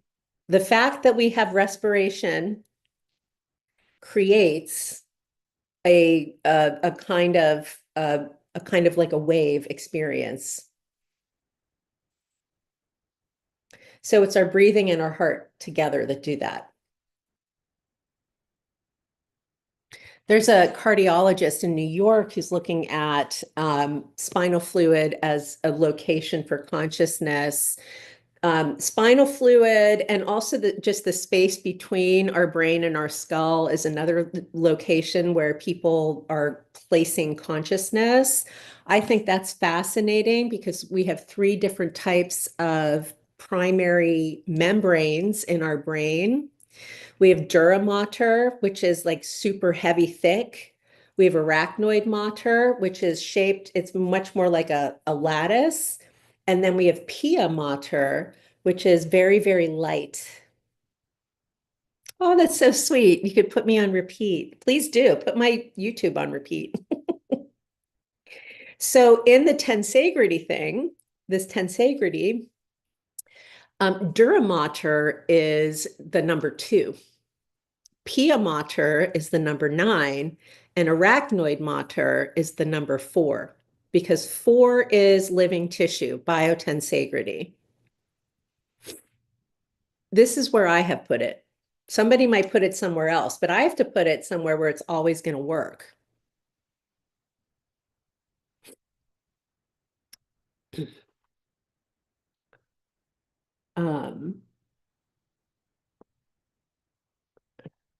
Move around, stagnancy.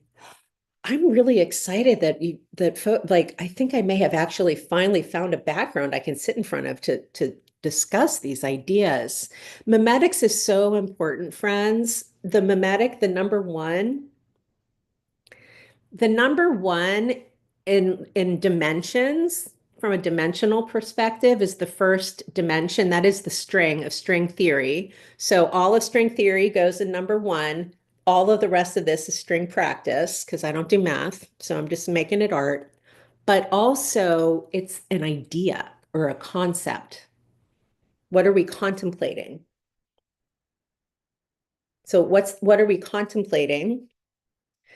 And then the questions become, where is it situated? Who is it about? Blah, blah, and you just start asking all the questions. But you need to have what am I contemplating? And memes, a meme from a genetic perspective, Richard Dawkins wrote a book long, long time ago called The Selfish Gene. The selfish gene, where he was very concerned, and he should have been, about what he calls units of culture, where genes are units of DNA, meme is a unit of culture. And what Dawkins was witnessing, I think this was like mid-century, he was witnessing the way that humans were relating to objects and also ideas and predicting that that would impact and influence culture. He was 100% correct, 100% correct. Memes are the internet memes that you and I contemplate, but a meme is also something that just happens in culture. So sad beige ladies, sad beige toys, or the way that we all say now, unalive. That's like a meme. We've changed our behavior based on something. That also means that you can influence with memetics, which gets us back into the rhetoric and all of the what are we saying to people. And if you contemplate memes as though, then the question is, how is this going to be received and land on or in another mind? And generally speaking, this should all be science words, and this should all be nature words. Also, in my training, we're going to separate things. We're going to separate measurements from qualities so that we're not conflating them and turning them into things like the way people are talking about fucking attachment styles now. Are you a whatever? Do you have disorganized attachment? Oh, if this person is a this kind of attach, and it turns into a stereotype instead of an archetype. So a stereotype is not necessarily a good thing, right? But an archetype is the penultimate, most amazing, like the original, and then everything else is derived from that. And we have lots of archetypes. We have an archetype of mother. We have an archetype of the golden child. There's the archetype of a doctor, the archetype of a caregiver. Archetypes are outside of everyday reality. We can only perceive or understand them in their expressions. Stereotypes are things that we were around all the time and we can label. So we're going to stay with the archetypes here, which also keeps us more quantum, because the quantum realm is subatomic. Microcosm. I'm starting to lose steam. It's getting to be time to do something else. Oh, excuse me. Pardon me. So just to remind you, this is the Lo Shu grid. This is an actual thing from China. It's a real thing. The mappings that I have on it are based on the cosmology and all of the systems and the logic of China. All of the physics is the last thing I've done. The last. I replaced Gödel's impossible theorems with my father, Zitterbart, at number 8, genetics. Epigenetics is because this is an epigenetic model. The Nijing 2 is a way to contemplate epigenetics. And Taoist alchemy operates through meme. So memetics makes a lot of sense. Thank you, Edward Tufte at Tensegrity, for teaching me how to do e-commerce and UX design. It's incredible. But the veil is the illusion that we get in when, especially when we're interfacing with digital media now. At the level of whether or not the person you're looking at is mirrored to you. So this is my left hand. This is my right hand. My right hand is on your left, as it should be if we were in a room together. But if I didn't fix that in my screen, you would be looking at me as though you are my mirror. That is not how I am in the world. This became very important to me at some point in my recovery from my stroke, when I was like, oh my God, I'm in such a distortion. Like I don't want to look at myself like I'm looking in a mirror all the time. If I'm going to watch my videos back, I should be seeing them as though I'm presenting in front of a room. And people who are teaching you about your nervous system don't know these things. This is like really weird out there media theory. But anything you and I consume, and we are consuming media. Is this why our hemisphere is linked to opposites of the body? I don't know why. I don't know why. But that is what happens. So this is about the sensory motor cortex, where anything that comes in to the left side lands right, and all the stuff that comes in on the right side lands left. It's also the case that anything that comes in through our eyes lands backwards and inside out on our retina. And then our mind, our brain, positions it accurately on the coronal axis, the coronal plane of the brain. The corona is the movie screen.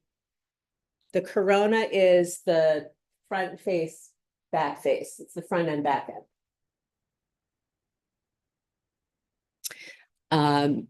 For being face to face. I'm not sure I know what that means. I'm not sure I know what that means. But the Neidan, this inner alchemy, one of the things that it does practically, Lips, is very much, yeah, the corona. So the coronal axis on the extraordinary human here is the one that goes this way on the head.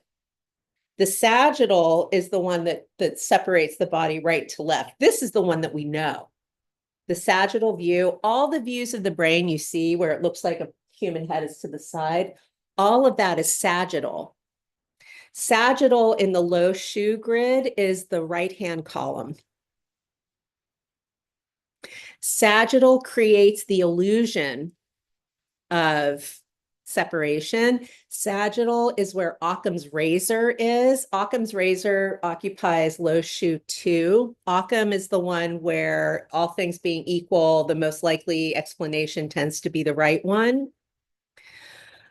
And then these physicists and scientists, they just keep getting Occam'd, man. They gotta like spread it out, contemplate something else. Face to face, as in your left is my right. Yes. So the inner alchemy is guiding us. Wait, is it guiding us or do I just do it? I operate through the back of my retina, so it's really hard for me to parse for like how it is for like all humans. But inner alchemy as dark work is decentering. It decenters observable phenomena and centers tactility. It centers tactile phenomena, some of which we can observe and some of which we cannot. Oh, Lips, you should see my art.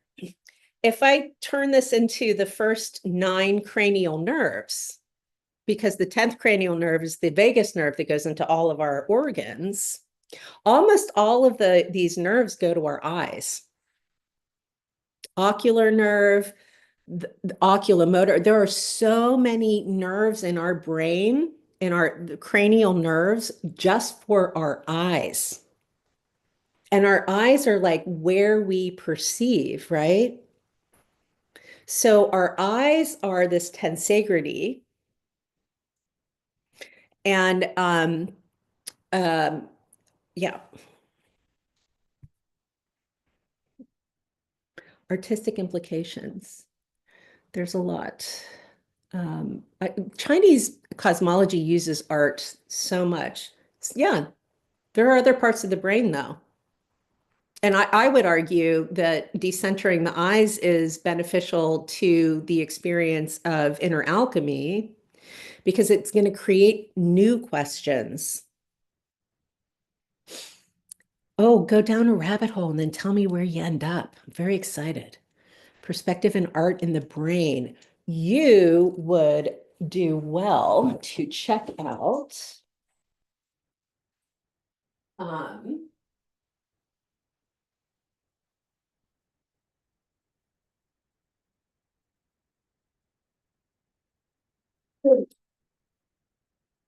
this is Tufte's latest book, Edward Tufte. It's called Seeing with Fresh Eyes, Meaning, Space, Data, and Truth. He's very unhappy about big data, but he talks about art and perception in his books. It's wonderful. I send every engineer to him. I haven't been in STEM in a long time. Edward Tufte, oh my God, do I love him. Decentering the eyes in the practice of Neidan, or rather decentering the eyes as the validating factor for external realities. Like looking at this Nijing 2 and following the pathways with your eyes creates complexity in the brain. I think I've mentioned that the Nijing 2 maps to the corpus callosum.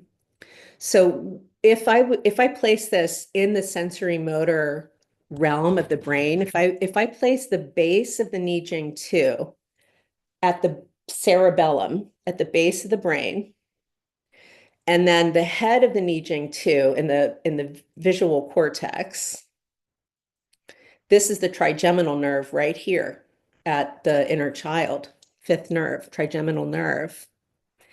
The nose, Mr. Lao-Tzu is there sitting on top of the nose. The olfactory nerve. The olfactory nerve is the first cranial nerve, and it's associated with our lungs, respiration, and the metal element. The element that is where the human is in the grid here, metal. First cranial nerve, metal. So shape, structure, precision, how energy is carried. Metal, not ether. Tibetan Buddhism uses space to describe it, but this is not ether. And also, it's really super duper important to remember that all of these 5 elements, earth, water, fire, metal, wood, that you can find all about and all the things, download them from me. Those are the 5 elements of human. Those are the 5 elements of earth. If we're contemplating a different planet, if number 5 is Mars, it's going to be different. So number 5 in the Lo Shu is the 4 cardinal directions plus Earth in the center. That is where our belly button would be. When I put the extraordinary organs into this Lo Shu grid, the number 5 is the vaginal canal, and that whole top row is the uterus and ovaries. So the Lo Shu, it works the way I understand it now, is very also specifically to mammals. 5 elements, 5 phase. This entity, the totality of the being, I call it the being, is one fertile female, I believe, who has one set of fraternal twins as yin and yang. Because then now I can contemplate 3 generations and also 2 new lines, one from the girl child and one from the boy child. The 5 senses, yeah, 5 elements, 5 senses, and 5 organs: heart, liver, lungs, spleen, and kidneys.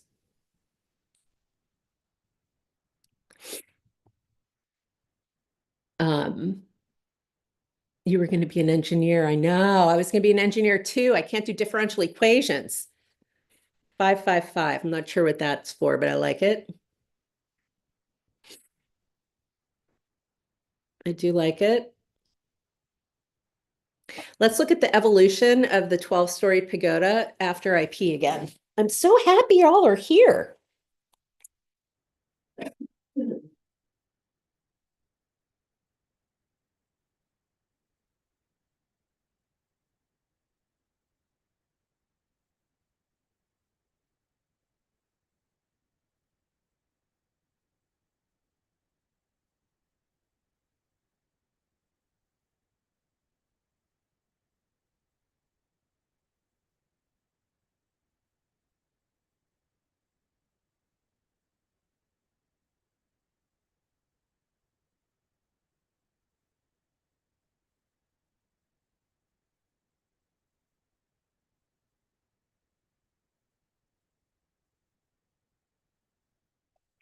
Thank you. Share the live. Everyone in the chat who digs this, we're cool. Yay. It's the framework of everything. I am not trying to do a theory, but I did feng shui a whole bunch of shit, including the entire concept of sanity, just by removing it. So, what were we talking about? Wait, I was very excited to share something. The 5 senses.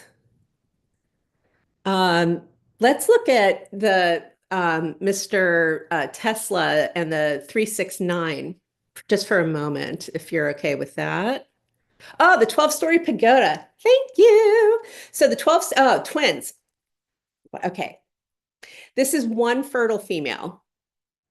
Okay, it's a female phenomena. And it really has to be because all embryos are female unless and until androgen is introduced at a certain point during pregnancy, then the gonads and penis grow. Otherwise, everybody starts out femme, F-E-M-M-E. Everybody starts out yin. That is illustrated and implied very strongly in the I Ching too. I always related to the ox and the ox herd to the ox as a peen. Okay, the peen intervenes. Why are you talking about Carolyn Miss? Cool. No, I haven't seen it. But anyway, I always figured that the ox is the peen because I may or may not have a peen. Uh, the the way that this is discussed as ancestries, first ancestry, second ancestry, third ancestry, turns into the bottom row, middle row, and upper row of the Lo Shu, which is the bottom is patrilineal. That is the all of our genes, but very much what we get from dad. The top is matrilineal. Okay, and the middle is patrilineal or fratrilineal. Pardon me. Frater, like the family factor. The the vessels, the extraordinary vessels that um, protect us in vitro, there are 8 of them. They go 1, 2, 3, 4, 5, 6, 7, 8. 9, as I said, is the umbilical cord. So it's just a very fractal kind of a thing. This 12-storied pagoda has nothing to do with that. I'm getting back. 12-storied pagoda. I think Carolyn Miss is full of shit, to tell you the truth. She's selling the same snake oil as all the other New Age folks. If people resonate with it, go for it. She's not science, and frankly, this is science. I'm relating all of this to quantum, classical, and relativistic physics. I just speak in like weird languages. But the 12-storied pagoda, okay, that is your neck. There are 12 cranial nerves. 12-storied pagoda. This is just my opinion as well, right? I mean, if it works, it works. But if it doesn't, if I can't also look at a paper and go, oh, cool, that's similar, then I'm like, it's a myth and it's wonderful. There's a lot of legend and myth in this as well, but then it turns into hard science. 12-storied pagoda, 12 cranial nerves. Okay, but the 12-storied pagoda, where it is positioned on the Nijing 2, if we go back to Katie's model of evolution, kingdom, phylum, class, order, family, genus, species, we are in the same class as bony fish and whales, which is the chordate. Oh no, that's phylum. That's the phylum. This is phylum chordate. That's hilarious. Most people would typically call me an English teacher. Most species in this phylum, the chordate phylum, are vertebrates. The chordate phylum is where bony fish show up in our in our tree of life. Bony fish, also big JC, okay? Bony fish, bones. The class that we are in, please tell me I'm not remembering this. Humans and whales are classified together, yeah, as mammals in the same class. So kingdom is animal, phylum is chordate, class is mammal. In our class, mammals, Mammals are the only animals that menstruate, correct? Yes, like have periods.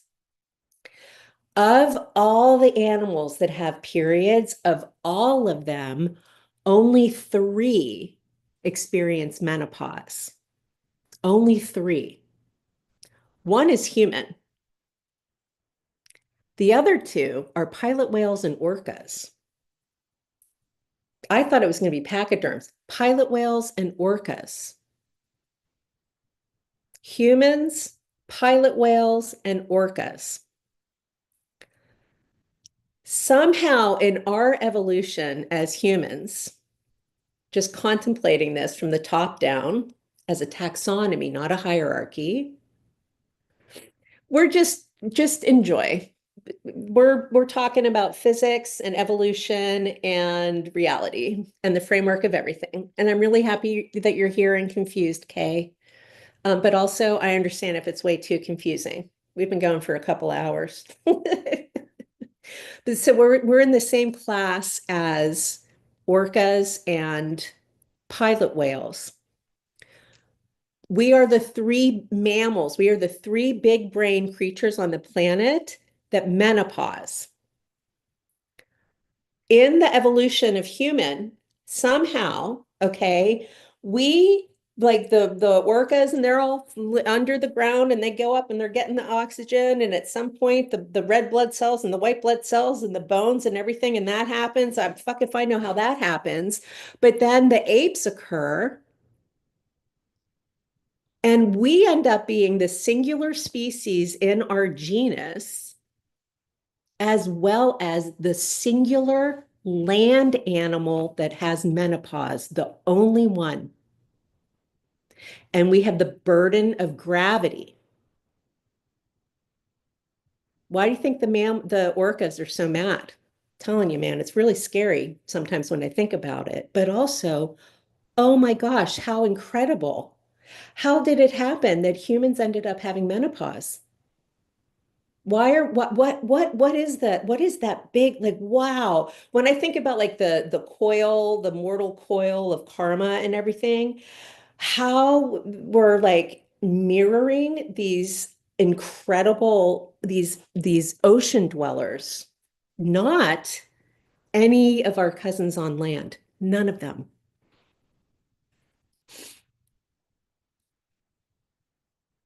I feel like the whole question about the waveform collapse, I need to learn more about it, because if he's looking at light, then that makes sense.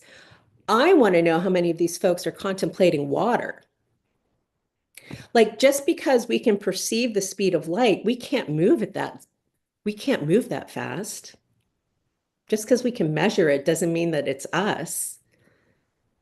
And we are so bound by gravity and by truly the fluids in our body, by the circulation of our blood, by the respiration, letting out carbon dioxide, by whether or not we're digesting our food properly.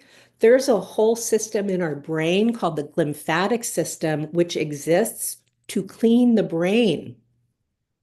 Glymph. We feel better as humans when we have a buoyant experience, not when we have a regulated one, when we have appropriate buoyancy. If you've ever experienced like a salt isolation tank where you float so gloriously, yeah, we came from water.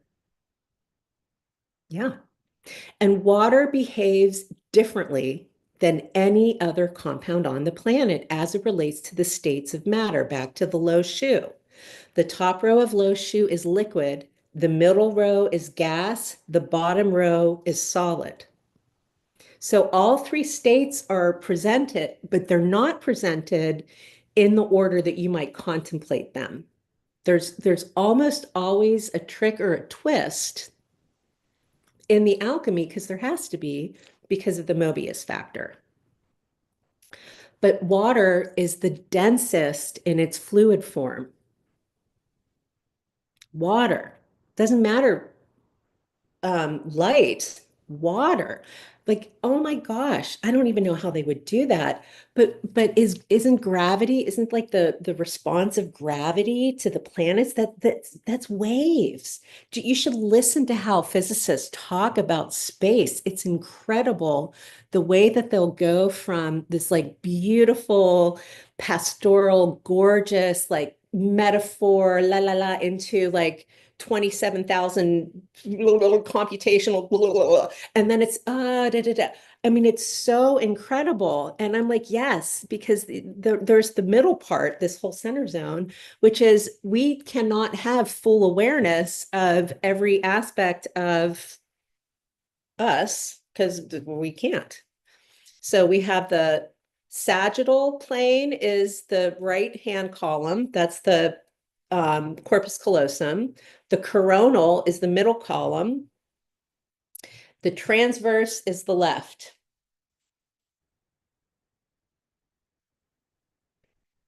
From bottom to top, transverse, coronal, sagittal.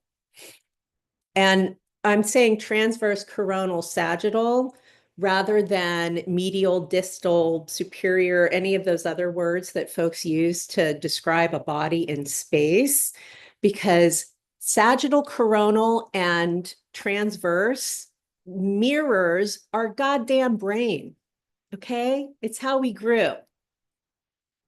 The brain is a structure of three. We are a structure of three, not two.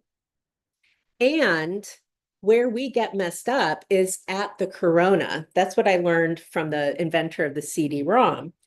We're so far away from the 12-storied pagoda, but the corona is where consciousness occurs. And the corona is what I'm showing you when I put media in front of your face. And the corona is what we all forget exists because we're just so attuned to screens. So CD-ROM. So the CD-ROM was the first piece of multimedia ever. The CD-ROM gave us video and audio. His name is Michael Gosney. He invented it. He was a protege of Timothy Leary's. I used to hang out with him, and the founder of MAPS, the Multidisciplinary Association of Psychedelic Studies, the Shulgins, some other folks, and they trained me. Michael Gosney trained me in maintaining split consciousness so that when I was seeding neural networks and determining the placement of information, I wouldn't turn you into a white supremacist. And so my role with data at the very beginning of Web 1.0 was ethos. People hired me because of my ethics. Yeah, that was very specialized training. So the consciousness model of this is based on CMYK. And cyan is water, magenta is fire, and yellow is earth.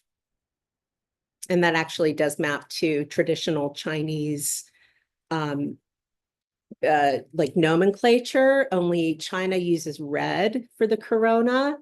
But that's okay, because China also doesn't give us the CMY. So I added the magenta so you would know that I added to it, and then it just worked really well. It's too interesting. What the heck? It's the framework of everything. Finally finished because I have the placement of quantum. So going back to the beginning, number one is memetics or string theory. Number two is tensegrity. It is also the N brain, BRANE, of physics. An N brain is a one-dimensional thing that contains many dimensions. Fuck if I know, but thank you, physics, for giving me that. 3 is 3D, but also negentropy, which is when we bring order to chaos. 3 is where the sexagenary cycle of the zodiac, the Chinese zodiac, would be positioned. In music, 3 is the circle of fifths. 4 is the Schrodinger corner. This is my cancer is number 4. Number 2 is my stroke. Number 9 is COVID and menopause. I, of course, use my own trauma to do this. 4 is living tissue, biotensegrity. And it is entropy. It is entropy, meaning we all must succumb to gravity at the end. So we get number 5 then is homeoresis, or stability in dynamic systems, open systems. For us as a species on planet Earth, that becomes the 5 elements: earth, water, fire, metal, wood. It also becomes, Fibonacci is number 6.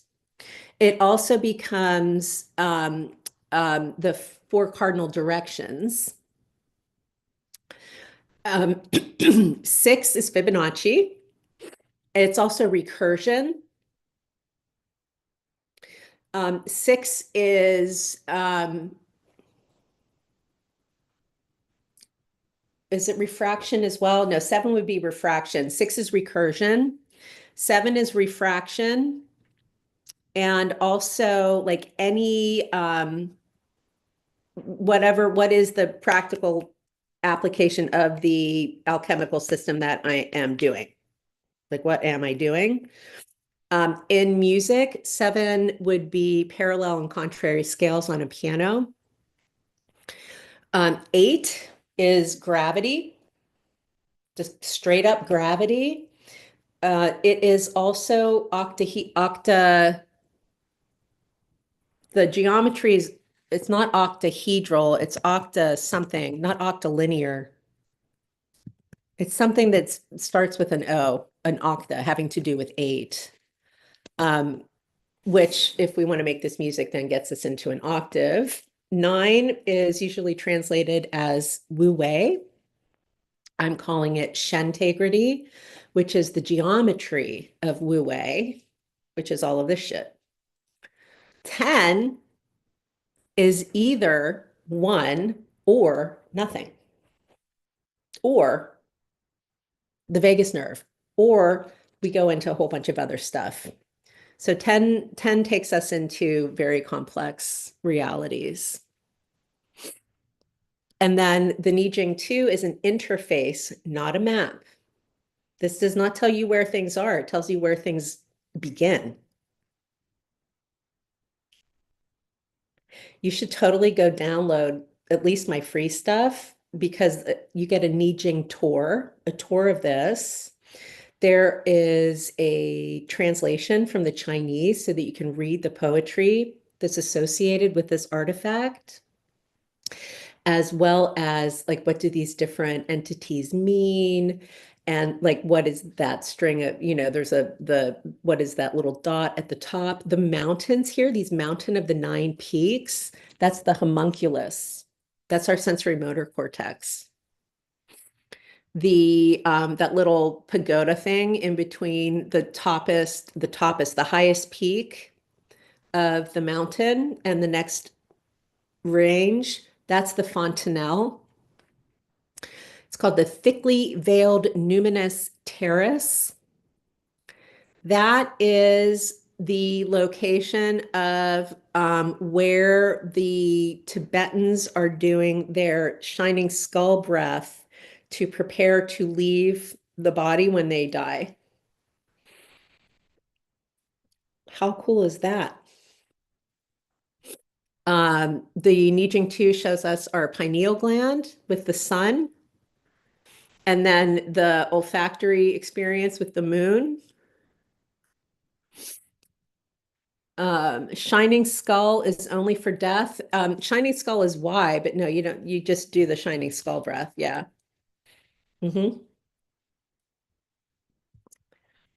Whoop.